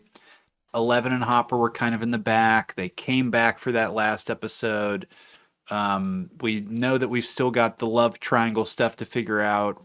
Robin has been very prominent this part, but I could see her slipping back. There's so many pieces. I do get worried about if there's just going to be enough time with all the pieces left for actual payoffs. Mm-hmm. Yeah. There's a lot of, because I think 11 and Hopper are still in the Upside Down because they discover Chicago. Oh, everybody is now. Well, so it's like, I don't know, man. I don't know what they're going to do. I think they'll eventually save all the children, defeat Henry, and everything will be great again. If any do of you our, think anyone will die? Jonathan. That's the big question, that's right? my Is any guess. main character Jonathan? You think Jonathan? I think Hopper for sure. Obviously, Hopper, they love he's been trying to kill himself do the for a while. like he Yeah. actively is Well, do you basically think just maybe committing he won't? suicide at this Twice point. he's Because tried they're to. foreshadowing it so much, where it's like, Smoke screen. I will like sacrifice myself to save you, my daughter, because I love you. Will that 11 maybe- die? No. No. I think 11 and Will are definitely safe. I think all of the I main don't think Will's safe. kids. You don't. No. I don't think any of the main kids are gonna like the core four of like the four boys originally. I think Lucas, they're safe. Dustin. I think 11. I think they're all safe. I think Steve, Jonathan, or even Robin could all die. Not all die, but I think any of them could die. They're on the table. Nancy, Nah. maybe. I don't think so. It would be awesome if Murray got killed. Yo, it's just Murray is the only one. Murray, yeah. I think Steve, for some Israel! reason, I feel like There's Steve. that, Yeah. there's that shot in the trailer of Nancy with the sick flamethrower in the upside down for the season. She just looks like Ripley. It's like super badass. Yeah. So I'm thinking Nancy's I don't okay. think- Nancy's safe. I think all them. I feel like most of the main characters are safe, but I feel like someone. What about who's Winona? like Yeah, Winona, I think is safe. I don't know. Maybe I'm just. There'd be some wild swings if some characters died. But I Dipshit feel like Dusty, what's his name? Dipshit Dewey or whatever. Porkins? Eric? What about Porkins? I think he's Porkins? okay. This 80s You think cut. Porkins is going to make it? I He'll think that make all the it. kids are basically going to make it. I just think like I don't think so. you don't think so. I think Will's going to die. That would be dang, but the whole I think he's season already one was been trying to through so save much. him. Yeah, I don't think we can go. And obviously, burying your gays is like this huge trope that is kind of, lambasted and hated. But I think we've set out this path of self-discovery leading to sacrifice. I don't know. Okay. I could see that narratively maybe being a thing. It's But possible. what did Chicago do? Maybe Chicago dies. I don't. And does she only just use the illusions still? I don't know. Yeah, because I don't know how long they've had her in there doing Callie. stuff. Does she, Right. and she is the one who is keeping their portal open, or that is because of they just didn't put a band-aid on that one spot? I don't think know they what were her holding function her is. to use her as some kind of weapon against 11. Because basically they're just trying to collect any of these kids that have powers to Do use they them think for the it's government 11's fault purposes. that this shit went crazy? What did they? I think to Why a were certain they degree, 'cause abducting the other kids? Yeah. Why did the To keep them because military- they know that Henry is trying to kidnap them. But how do they know that? They were preemptively. Maybe their psychic girl figured it out. I don't know. Yeah, that's a good question. I A just lot know of that they're stuff's rounding up all the confusing me. kids that Henry was interested in. Yeah, again, most like if if you asked me to nail down like anything that happened this season, it's like nope, Right. Not sure. Right. not it's Dustin it's got his ass kicked. That's all I know for sure. effervescent. It floats away from me. Dustin There's got a his lot. ass kicked. I think we'll have to wait till the next episodes come out to find out some answers here. I'm excited. Well, yeah. I can't wait. Yeah, let's go talk final thoughts as we anticipate those episodes and where we're leaving this off after the first four. Core 4 right after this. We're back. You're in Normies Like Us. We've calculated the megabits and our satellite pinpointed that the Jacob Gorgon is, I don't know, 20 feet away or something, maybe. Beep, beep. Yep. I do like that Nancy's like, let's we gotta put this, follow. We'll put the tracker in the shotgun, though, and I'll That's blast it. Right. Guess That was what? good. Dope as hell. I love it. I love Yep. seeing No, I them like when they're- practice in the hay. I love all Nancy shooting guns. It's my favorite. Keep shooting guns. That's great. And when Dustin is like, hey, what if we just put this satellite thing on Steve's Beamer, his BMW? And Steve's like, no, Yeah. not my baby. He takes a And they whole just saw rip it to out it. of the van. Yeah. When they kidnap the family and then the Demogorgon comes and Joyce is like, you stay away. There's so many characters Karen, who yeah. almost say, you stay away from her, you bitch. There's like Right. Yeah. there's like 3 characters who are so close to saying it each time. And then she gets hassled and the thing almost gets away. And then Steve hits it with his beamer. Fucking classic, dude. Yeah. I fucking love it. Again, the ooey gooeys when he's like, I don't know, man, like let's just drive into it. And they're all like, what? I don't know. Clip the mirrors, barely get in. Yeah. Yeah, dude. Look, I just want Steve and Dustin to like make up from whatever tiff they have right now, where they're kind of going at each other because I just want them to be friends again. They'll be friends by the end. Driving your car to another dimension and then going like 80 through the fog and not looking where you're going. Can you imagine that? Yeah, he's crashing into the wall. That's right. And dumbass. But Dustin, he's so emo this season. Like, I need him to get back to being lovable Dustin. I know his like role model died last season. That was really and everybody thinks he's the reason everybody died. They think he's a murderer. That's what's kind of fucked up. Yeah, Eddie Munson. People in town think that he was like a bad guy. It's like, no, he actually like saved everybody. That's why sacrificed himself. That's why I love that Dustin thing at the funeral when he talks to his uncle. He's like, "Look, man, everybody says he's a bad guy. I know he was the best guy. I know how Eddie was." Like, that was a great scene. And that's why he refuses to take off the Hellfire Club shirt. And even all like his friends are like, just I respect all of that. Dude. Like, yeah. He's like, no, man. I feel like you're fighting two fights when Mike says that this season. I was like, that's pretty good. You got to pick one. Yeah, and then he was late to the mission because he got beat up by the bullies, right? Nope. Yeah. But so I like his arc. I want him to become happy Dustin and friends with Steve again by the end, at least. But now that just makes me think he's going to become friends with Steve, and then Steve will die, and then I'll be sad again. But they can't do that to Dustin twice. Come on. Right. I guess, I feel like Steve could die, but then, it's kind of repeating the Eddie beat of, like, killing this fan favorite character. Do you think Eddie will return? That's been floating around, too. Like, maybe he somehow was in the memory world, because Max died, and then she came back, so that he could possibly die and come back. I don't know. I feel like I don't think Joseph Quinn.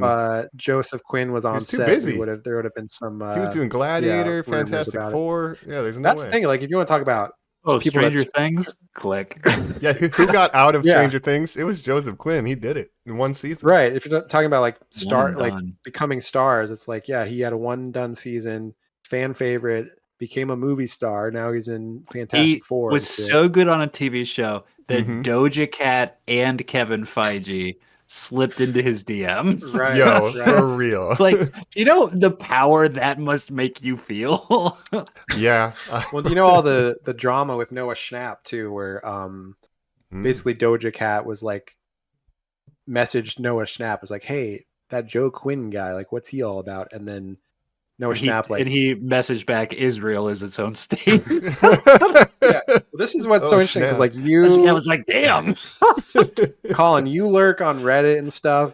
My social media of choice is I like to lurk on Twitter and just see what's going on Twitter or X. I love that we still call it Twitter, by the way. That is Twitter. Yeah. Yeah. It'll never not still be on Twitter. X, the everything app, full of Nazis. Terrible place, really, but I feel like I'm getting a lot of interesting things out of it. And getting intel. Noah Schnapp, you would be surprised at how divisive he is, especially with Gen Z, where it's like I could not be more of the Mad Men meme of "I don't think about you at all." No, yeah. Like, it's so that's so crazy to me. Will the not so wise. Sort of a villain to a lot of Gen Z, where of course there was the Zionism thing, and he was sort of canceled over that, and then people just don't like him and like his personality off. Him and Millie, like, I feel like him and Millie get the most of it. Wow, they are best friends. He is a little gay boy in real life, we should say. So yeah. But Gen Z does not fuck with him because of all that, and basically because of the Doja Cat thing, he kind of broadcasted he put those DMs out, and then Doja Cat was like, "That's a fucked up thing to do." Because how did he? Yeah. I'm sorry. What was how did he do it? What was the context? So Doja Cat messaged him and said, like, "Hey, Joseph Quinn, like, could you like introduce me? Like, hook me up with that boy." Yeah. And then he posted like their conversation on like social media and stuff, and so like this aired it out to the world. Kind of. I was just like, "Yo, can you believe Doja Cat messaged me? That's so funny." And he's like, "Yeah, guys should totally date or whatever." But then he put that out, and then Doja Cat was like, "That was fucked up that you like put my DMs out." Don't you ever? Yeah, dude. And it is fucked up. I don't know. You fucking messaged me to hit on some like 20-year-old guy I know. I don't know. You know, it's hard to be young in Hollywood and growing up and dealing with all this stuff on social media and everything. The Zionism thing, again, it's like growing up in the Jewish community, like you're getting all this stuff pushed on you by like, all these people taking like, oh, Israel can do no wrong, blah, blah, blah, all this propaganda. You Seth do Rogen talks about birthright. this. Like they make you you go on do your it, and then birthright you're trip, just like, you get a oh my whole god, like you propagandized learn all trip. this stuff. Yeah. Literally, Seth Rogen talked a bunch about this growing up Jewish and like, and he's like, told, they tell you no one lived there. He's like, they just lie to you. Right. So like we're, this land was promised to us 3,000 years ago. Oh, there was people there already. Well, what are you gonna do? Oh, but so I can excuse some of that. More than Brett Gelman, at least. Upbringing environment. What's Brett the Gelman meme? You can excuse racism, but you malign it. That Brett. I just think, Brett Gelman is old enough to know better, and him being so outspoken about it. And it's like, yes, people, outspoken Zionists use accusations of anti-Semitism to deflect against, like, if you criticize the country of Israel or the government of Israel, their policies in any way, then you are branded as anti-Semitic. Anyways, I don't want to go on a whole rant. Anyway, Hawkins, Indiana. Yeah. But just to say that Noah categorically Schnapp, untrue. I disagree with you, sir. I'm worried about his post Stranger Things career in a way. I don't think about him at all. I'm with Colin.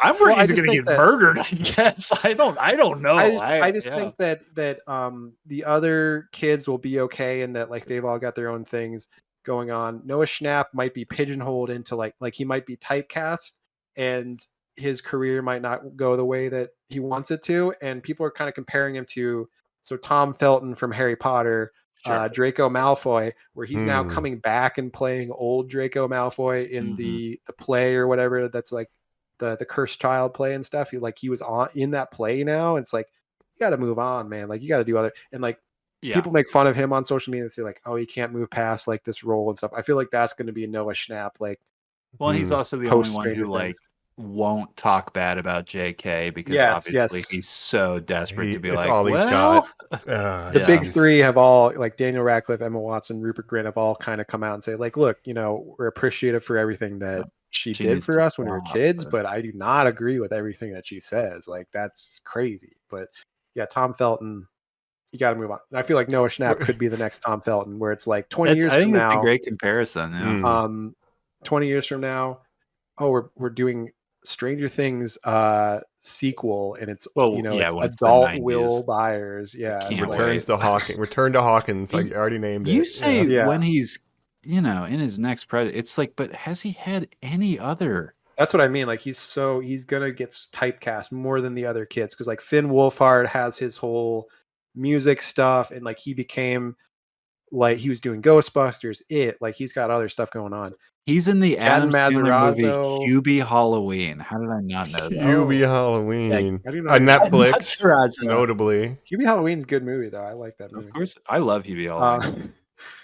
Gaten Matarazzo, Broadway actor. Like he was on Broadway before Stranger Things, so he's got musical theater and stuff. Good actor. Got the host route. He's gonna end up on like hosting a game show. Gaten, I would assume, or something. Or he could go back to do more musical theater and stuff too. Like he's very talented. Caleb McLaughlin, Lucas also doing other stuff. So I feel like all those kids, I feel okay about all of them except for Millie and Noah. Unfortunately, I think they're the ones that are going to be limited.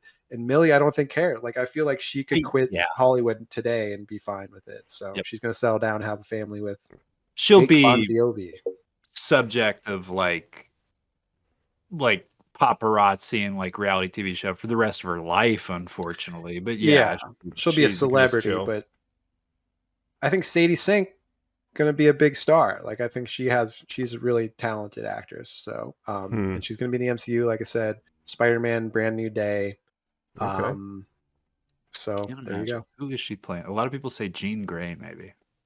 Jean Grey? For X-Men. Or she could be Jean Grey, I guess. Yeah. Which should be funny following in Sophie Turner's steps, as Game of Thrones came out. Redhead on a big show. Yeah. We gotcha. Mm-hmm. And she'll have the same powers Eleven had in this show as Jean Grey. Finn Wolfhard is also like another actor that I feel like is like half-assing it a lot in this season, where it's just like, I don't think he's a bad actor, but I just feel like he's of all the kids, one of the ones that's like most over it, where he like wants to do I other think stuff. Lucas is pretty lacking in this. He doesn't have a lot to do this season, but I was not impressed. But I think those future episodes are coming up for Lucas, Mike. I think there's plenty of meat left for him to chew. Yeah. I've also seen Wolfhard. Just about. Sorry, go ahead. Well, I was just gonna say, I think most of his mental anguish probably is him thinking like, why am I not Timothy Chalamet? But does he even want to be Timothy Chalamet, or does he want to be more like, I'm in like an indie band and stuff, and I like do like alt rock? One of them's gonna end up hosting a like Dimension 20 like D&D YouTube stream at some point. You believe it? I'm back. I played D&D on that famous Welcome to the Hellfire Club. Yeah. It's definitely going to be Netflix is going to. That's what I mean. Like he's going to be the one most trapped in the past and like unable to move on from this show. I wish I didn't. Lucas, I just want to say about Lucas, it's a travesty what they did with his hair in this season. I don't like it at all, and people have been making fun of it online and saying like, oh, they must not have a black person in the hair and makeup department because they would never let this stand, like with his hairline and his like goofy ass like crazy flat top that he's got. Yeah. So it's taking heat off the Will Byers bowl cut. Give him a better haircut. Yeah, give him a better haircut. Will Byers last, but he's got like a decent when hair Robin now, says, was that your bowl cut I saw? And Will says, they're not very popular these days. Yeah. But I like that because it's like, probably his mom was just cutting his hair, which is very when it does the flashback, which is actually a callback to season 2 when he is possessed, all 3 characters list out their favorite memories with Will. Mike says the time that we met on the swings, and he Jonathan has the building the Jonathan building Castle Byers, and then his mom says, when I bought you those crayons for your birthday and you drew me all those pictures, and then we see him doing that as well. Yeah, it was very nice. But I love seeing that he had the haircut then too, Jacob. Like his whole life, she has been like, no, we don't pay for haircuts. She's like, no. I do the haircuts. Exactly. Yeah. We can afford which was accurate. Like cuts. my mom cut my hair as a kid growing up. My mom still cuts my hair. There you go. Yeah. Yeah. That's I was wondering about some of the de-aging and how they did that in the show. Like, I think we those had are different CG actors, Noah like, too in the very beginning. Right? What did you guys think about that? I didn't love it. When you had young Winona, like in that one flashback in the. You don't think that was just makeup? No, that was an actor. I don't know how they did that. That was an actor, like the young Winona. It's a British musician, and then she did the voice, Winona Ryder's voice. No fucking way. Yeah, really? let me look it up. Composite her face over it, or is it just someone that looks a lot like? Yeah, that's funny. Interesting. Huh. I'm looking. Musician who played Joyce Byers. Her name is. I'm looking. Why did the article talk about something? And talk about how you're gonna go see the play, Jacob. It's your number one favorite thing. Also, the weird tying to the fact that like Harry Potter has a bad play that they're tied to forever, and that like this now has a bad play that it's tied the parallels to forever. Are becoming clear. The play is wild. Like I didn't even know about the play until recently. Oh, Birdie! I know who that is. It's gonna be tied to it. Film it. Like put it on Netflix. Yeah. Well, and it has important plot points that like you need to know for the show. Then you could have it's released like Star Wars to tease this, announcing that Palpatine is back in Fortnite. Yeah, make it so that I have to play Fortnite before I go see Rise of Star Wars. Right. Mm-hmm. You said Birdie is the musician? Is playing young Joyce Byers. Oh, is it Birdie? I love Birdie. She did a cover of Bon Iver's "Skinny Love," right? You guys know that song? Yeah, I got that album. It's great. So Winona dubbed over the voice, but anyway. Fun facts. I guess she does look like Winona Ryder. I thought the Will's special effects were bad. Yeah, it was. It was still uncanny. It was the one thing I heard my mom say while I was still awake. She's like, "We gotta watch this bad CGI kid. What is this?" I was like, "Just let it play." I was like, "Just keep watching." Yeah. And then the flat, like when you see the memories of really young Will and stuff, like was that just a different actor? I think it's just a kid, some random. Yeah, I would assume so. I think so. Yeah, and I think because you see like young Jonathan too, and I was like, that's got to be a different actor. Yeah, like Jonathan or something. Still had the bowl cuts though. Yeah, they both did. Yep. But anyways, Stranger Things. Anything else to talk about? Lukewarm is where I'm at on this. Like, there's scenes and moments and interactions that I've found good, but as we've kind of gone through this whole episode, like the mechanics of the plot are very confusing, and I don't know what the military wants. I don't really get it. Yeah. I don't know what Vecna wants. I don't know what the military wants, and I don't know why any of our heroes think any of their plans would solve any of the issues that are occurring. And when I watch something where all three of those plot things make no sense, it's a little difficult. And the fact that like the Duffer Brothers have said like, oh yeah, all this was planned from the beginning, like it's all coming to a head. It's like, no, it fucking wasn't. You cannot tell me in season 1 that you had this all planned out, that it was going to be a guy named Henry Creel that was a guy that was in the same institution. Tom Riddle scenarios where we're really getting, you know? Yeah. Right. Yeah, it's like when it was just the Upside Down and like, yeah, I don't think they had like, maybe after season 1 they sketched out some rough stuff, but I just don't think it was all planned. There's a plot point this season.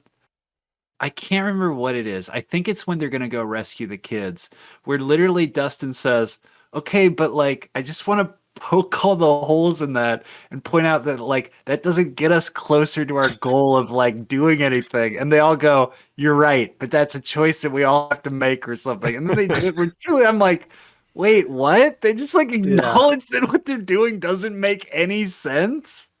It's and what happened to the Mind Flayer? Remember the Mind Flayer? That was Henry too. He was like behind. He was also the meat Mind Flayer in number 3, I guess, that was trying to make a body. Right.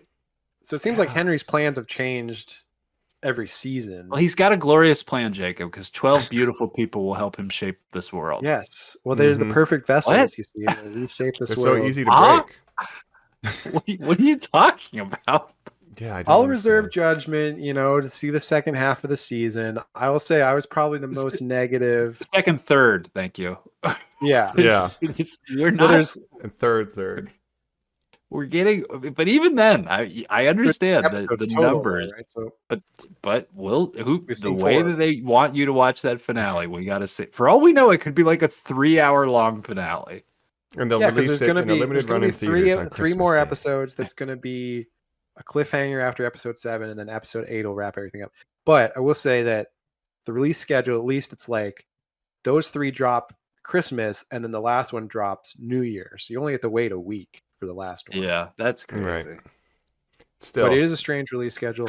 I'll say this, you'll rewatch them before that, or do you think you'll just go in dry? I'm kind of regretting not rewatching it from the beginning, just so I can be caught up on everything, and maybe it would make more sense to me because I'm relying on my memory. Yeah. I don't know if I would like this season more, or I'd just be like, oh yeah, the older seasons were really good. And then it would make the downgrade in quality more apparent. Because I know if I rewatched all of Game of Thrones, I'd be like, by the time I got to season 8, I'd be like, well, this fucking sucks. Like that's why I kind of stop at the first 4 seasons of Game of Thrones. And just don't do that anymore. Yeah. I will say it's like you guys gave yours. Hold on, I'm doing this real quick. Okay. I go 3, 2, 1, 4. Wait, 3 you like the best? In order of that you like them? That's my favorite. 3, 2, 1, 4. That's like opposite of what I do. Good. First of all, I've never seen anyone not put 1 first. So that's wild to me. You don't think 1 is the best season? It just doesn't have as much I like that they've built the world out so much. 3 you get Billy and Max and you like 3 and 2, which are the more controversial seasons of like people didn't like them as much, especially 2. I'd say 1, 4, 3, 2. 1, 4. I would say 1, 4, 3, 2 as well. That's my exact ranking. Wow. And 5 is yet TBD. 5 is TBD. 4 has all the Russia stuff. But 4 has Eddie. And has a great Max arc, has running up that hill. Jacob, guess what? I love Eddie. Don't you ever throw Eddie at me like he's a weapon. I love Eddie. He's the best. I love Eddie. What does 3 have? A mall? Yeah, it's got all the colors. I like all the colors. It's got I do think 3 is underrated. I do think 3 is underrated. It's got Steve at the ice cream shop, meeting Robin. That's all I need, baby. That's true. Steve, Robin, and Dustin was a great great trio. How many children are you friends with? Like all that stuff. How many children are you friends with? Yeah, that was all very funny. So yeah, 3 is underrated. 2 is like maybe if I go back and Steve rewatch the it. Hair Harrington came into my life. And Will goes, oh boy. Yeah. Yep. But I want to say this about 5. Yes, please. And I was probably the most negative when we were talking in our chat. Mm-hmm. And Joe came in with the hot take of like, I really love this season. I think it's only behind 1 and 4. What did he say? And then started texting me separately saying that he actually really loved this season. So I want you to know that too, Jake. He had to corner you What was he digitally, like, Yeah. listen, man. To be like, actually, we're the ones who like this. And I was like, it's good. I like it. Nice. That's fair. Maybe I was too harsh on it because I want to reserve judgment for the ending. I will say this, that I think it's really hard to wrap up something like this. I think that's true about Game of Thrones. I know I keep bringing up the comparison, but it's really hard. It was really a hard task to wrap up Game of Thrones, especially because the books they were based on have not been wrapped up. So they had to make up their own ending. So it was extra hard. That's and really hard. People hated it. And it immediately killed like it being in the zeitgeist because people were so turned against it so quickly. But I think it is hard to wrap up something like this where you have all these plot lines, people want a satisfying conclusion, and you got to do it. Yeah, you got to do it in a satisfying way, all these characters and everything. So I think it's a very, very tough task. That being said, what's that? It's ambitious. Yeah. Yeah. And so I don't think they're totally nailing it yet, but I want to give them the benefit of the doubt with the last episodes. I just think that I don't want to be too harsh. So I think maybe I was too harsh at first because there are things that I like. But so far it's just not totally working for me. What holds it together is just the characters that we've grown to love and like and enjoy being around. And when there's good interactions, good scenes here and there, yeah, I like it. So we'll see where it goes. You know, I'm here for it. But I think coasting on your likability is an underserved trait. Yes. Yeah. But I feel like the large amount of time between season 4 and 5 did not do it any favors in terms of like being with people like, oh, that's like Stranger Things is still going. That's coming back. I guess I'll watch the last season. I think maybe season 4 should have been their last season and they should have wrapped it up with that season. And that would have been a stronger ending. Max gets out, Vecna's blown up, done. Like, that's it. Yeah.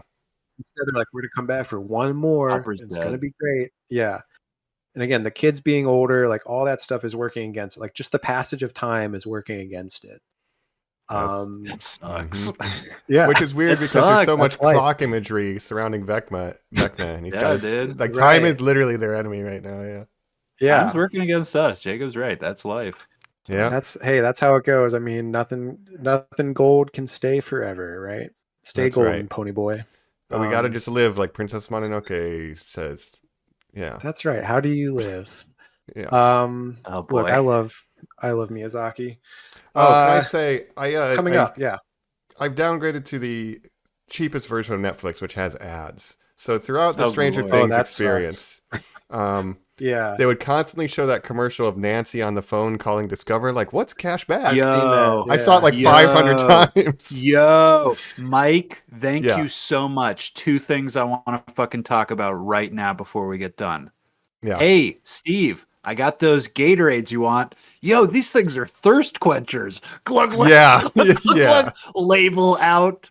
And then fucking Elle in the Upside Down getting ready to do her jump on those glass buildings when she kicks her foot up and you see the Nike swoosh and she sits and does it like the whole time. Her shoes off. All these fucking commercials, the ads, Mike, it's always been bad, but I've seen 4 versions of those fucking ads. It's Jonathan calling again. Can I get cash back on guns to kill monsters? Yeah, you can, but monsters aren't real, right? I'll call you back, lady. Stranger Things. Where I'm like, what is this? But I like when they doing this. I like when they do product placements in the show, though, because it's like, look, remember this thing from the 80s? Here it is. Oh, they have a Coke classic. Yeah. Right. But Gatorade, I feel like Gatorade is a 90s thing to me. I think it debuted around that time. Yeah. Maybe it debuted glass bottles. I mean, I don't even I see the fucking banner ads on Reddit and it's one half is a lady in like classic 80s workout gear drinking an old school glass Gatorade bottle that says thirst quencher on the side, and then the other side is her hitting a home run at like a softball game, and it says like brought to you by Stranger Things, and I'm like, what does any of that have to do with anything? The phone one is the main one I've seen, and I'm like, when it cuts to like the phone person, like, are they also in the 80s? Because they look like they're like modern day. She's at a Teletrex machine. Like it is old school, dude. Like it is, God but I saw that like 15 times. Mike, if I had to watch these episodes with commercials, I would have killed myself. I would kill myself. You're a brave warrior for watching what I assume now is 6 hours of content with commercials. Now I'm going to watch the rest of it. I downgraded it because I didn't watch a lot of Netflix, and I watched Terrace House, and they put 0 ads on Terrace House because they're like, nobody, we're not going to get any ad rev off this. Oh God! Can but you Stranger imagine Things, Mike ruined some shut-ins day watching Terrace House? Yeah, but they will pump the ads into that Stranger Things. Yeah, I have like Hulu and stuff where I have ads, and I actually canceled my Disney Plus recently because Disney Plus was pissing me off because I was trying to. You can like bundle Hulu and Disney Plus and Disney HBO Max together. Listeners, you don't need to hear this. But I was trying to switch my plan so that I could bundle all of them together and pay less because I already had subscriptions for all 3. And then Disney was like, I was trying to do that. They weren't letting me do that. So I was like, you know what? Fuck you, Disney. I'm canceling Disney Plus. I don't even need it anymore. Hell yeah. So you resubscribed when they canceled Jimmy. I remember you saying that. You said, I love Disney Plus. I'm doubling down. Talentless. They got rid of your sports. You said, gone. Yeah. That's a whole other thing too with ESPN. Look, fuck all those companies. All they want to do is like get as much money from you and bleed you dry as the consumer. But there was no streaming services in the 80s, just VHS tapes, and it was glorious. Look, maybe it was better that way. But you know what? In the 80s, you couldn't see every basketball game that you wanted to in the world. You could just basically watch what was on in your local area. So there was no you K-pop do have the advantage of like in America. There's no K-pop. Yeah. So there's pluses and minuses. But let me tell you about what's when Porky was playing Ghosts and Ghouls on an original Nintendo Entertainment System, all I could think was, goddamn, video games used to fucking suck. Yeah, that's true. Yeah, we have Elden Ring now. NES, SNES era, wasn't that great. Like Atari, well, it felt great at the time. In hindsight, you were happy. You made it work. Yeah, when they showed that kid's room and he had like a video. An arcade machine. He has a fucking gumball machine. I want to say this too rich because is his family. But Jacob, even playing with the rich kid, because in earlier seasons when they show poor fucking Jonathan has a full Evil Dead poster up in his room. Do you guys remember that back in the day? Right. In the 80s, you did not get full movie posters. That's not how it worked. You could not get those. If you knew someone who worked at the movie theater, maybe you could get one. You did not get full movie theater posters otherwise. It drives me insane. There was no Spencer's Gifts to just go buy one, but my parents there was nowhere to get them. Right. There was no, you didn't order them.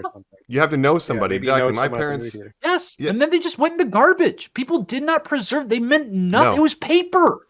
Right. No, we would go to the video store and you would ask, when you're done, can we pick it up? And they would call you and be like, we're ready to throw it out. You pick it up today or it's done. They would go, hey, Roger took all the good ones, so you're getting The Fly 2. And you were happy for it. If you could get that. That's kind of my headcanon is that maybe Jonathan knows someone that works at the movie theater. He's like, hey, if you're like throwing that poster out, let me get that. Oh, I actually, he just creeps I on love him. Evil Dead. I like to take a lot of pictures of girls like watching the Evil Dead. So if I could have that. Oh, fucking Freak Buyers is here.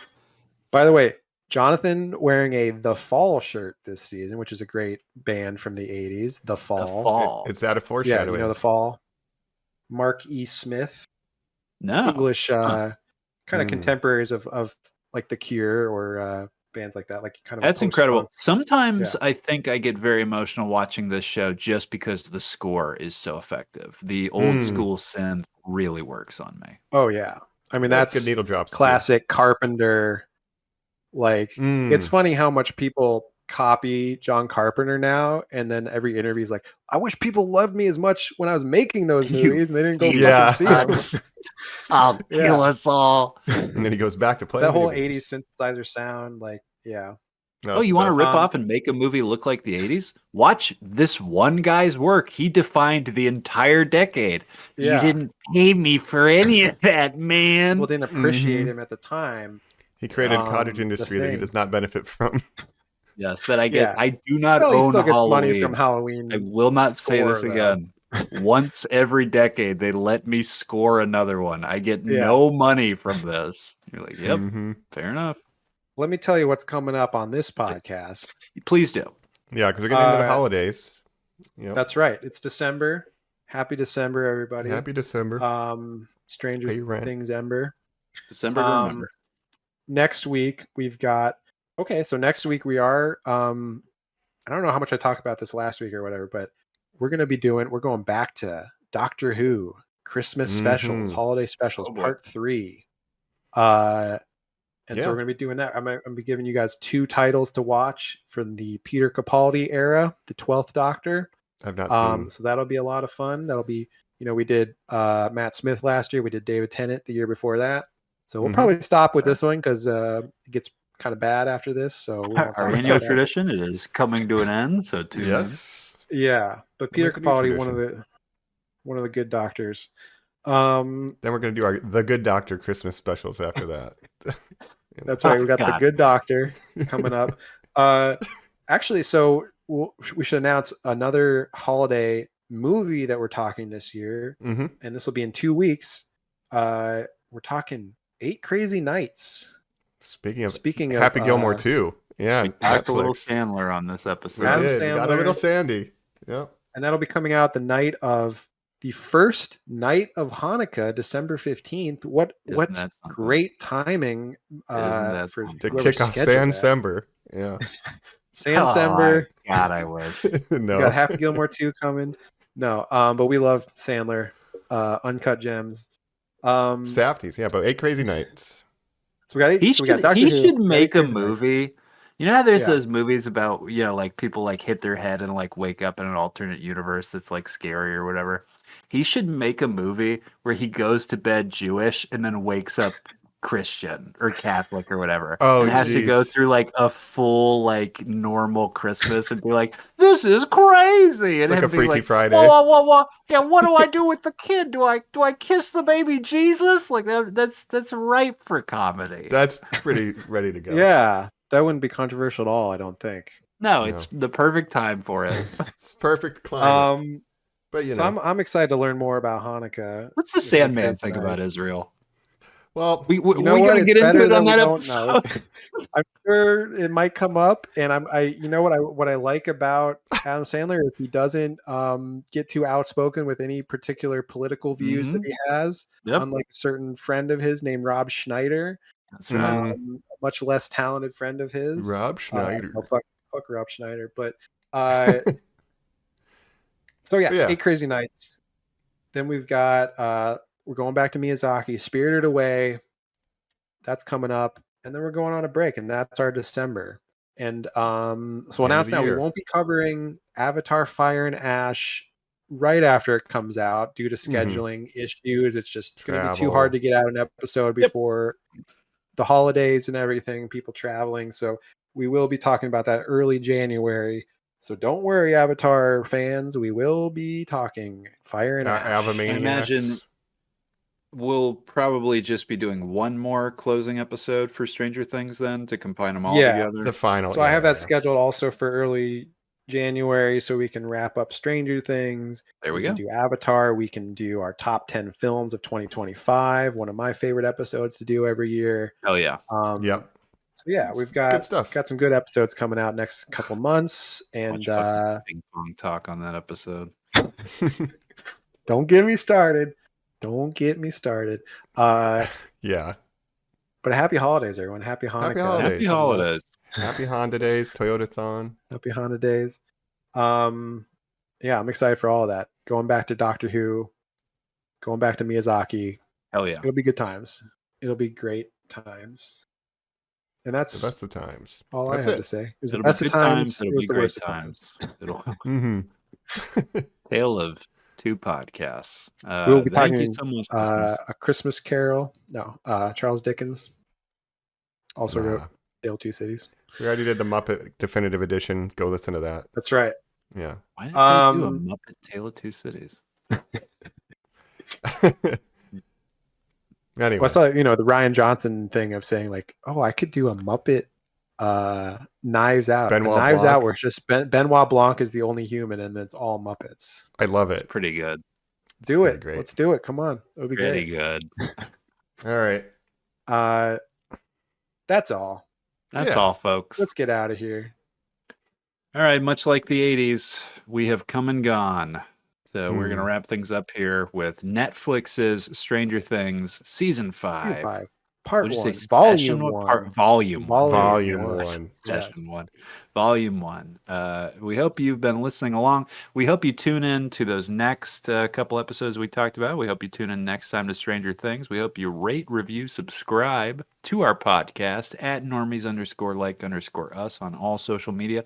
Leave us a question. Give us your thoughts. What did you think about this very strange season of Stranger Things? Yes. Who do you think is the worst actor in the cast? Let us know. Who do you think has the worst political takes? Just let us know. Yeah. Do you think David Harbour bullied Millie Bobby Brown? What was going on there?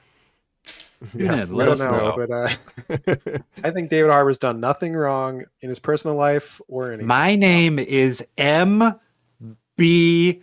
Bon Jovi, and I'm writing an anonymous message to the Normies Like Us podcast to say that we're living actually, on yes, he was quite the bully. And then we'll post those publicly, just like Noah Snap. I think 11 is a good actor. Yeah, I saw them on actually, the the press. I Electric saw State is Millie good. and David Harbour on the press tour and stuff. They seem to be getting along, so nothing's going on there. I think it's all. I heard that was overblown or something, but anyway. Yeah. I told you guys my theory that after Thunderbolts that he got hair plugs. There's something, his face in those pictures, Jacob, about the premiere party, he looks like he's turning into Frankenstein's monster. there's we go from like it's so young, clean-shaven life. Hopper to just like crazy beard, crazy, sometimes crazy shaved Hopper. Head, sometimes super thin. Playing a Russian guy in Marvel. Not thin at all. I forgot about the thin era. Apparently had a secret sex palace that was his apartment in New York that he was cheating on. I don't know about it. Lily Allen. All right, we're done. I don't want to talk about this anymore. No. All right, thank you, Stranger Things. We've been your hosts. This is Call Evan. The Mike Flair. This is the Jacob Gorgon. Oh boy. Oh boy. All right, rolling at 20, everybody. We'll catch you next time. Bye. Bye. Bye.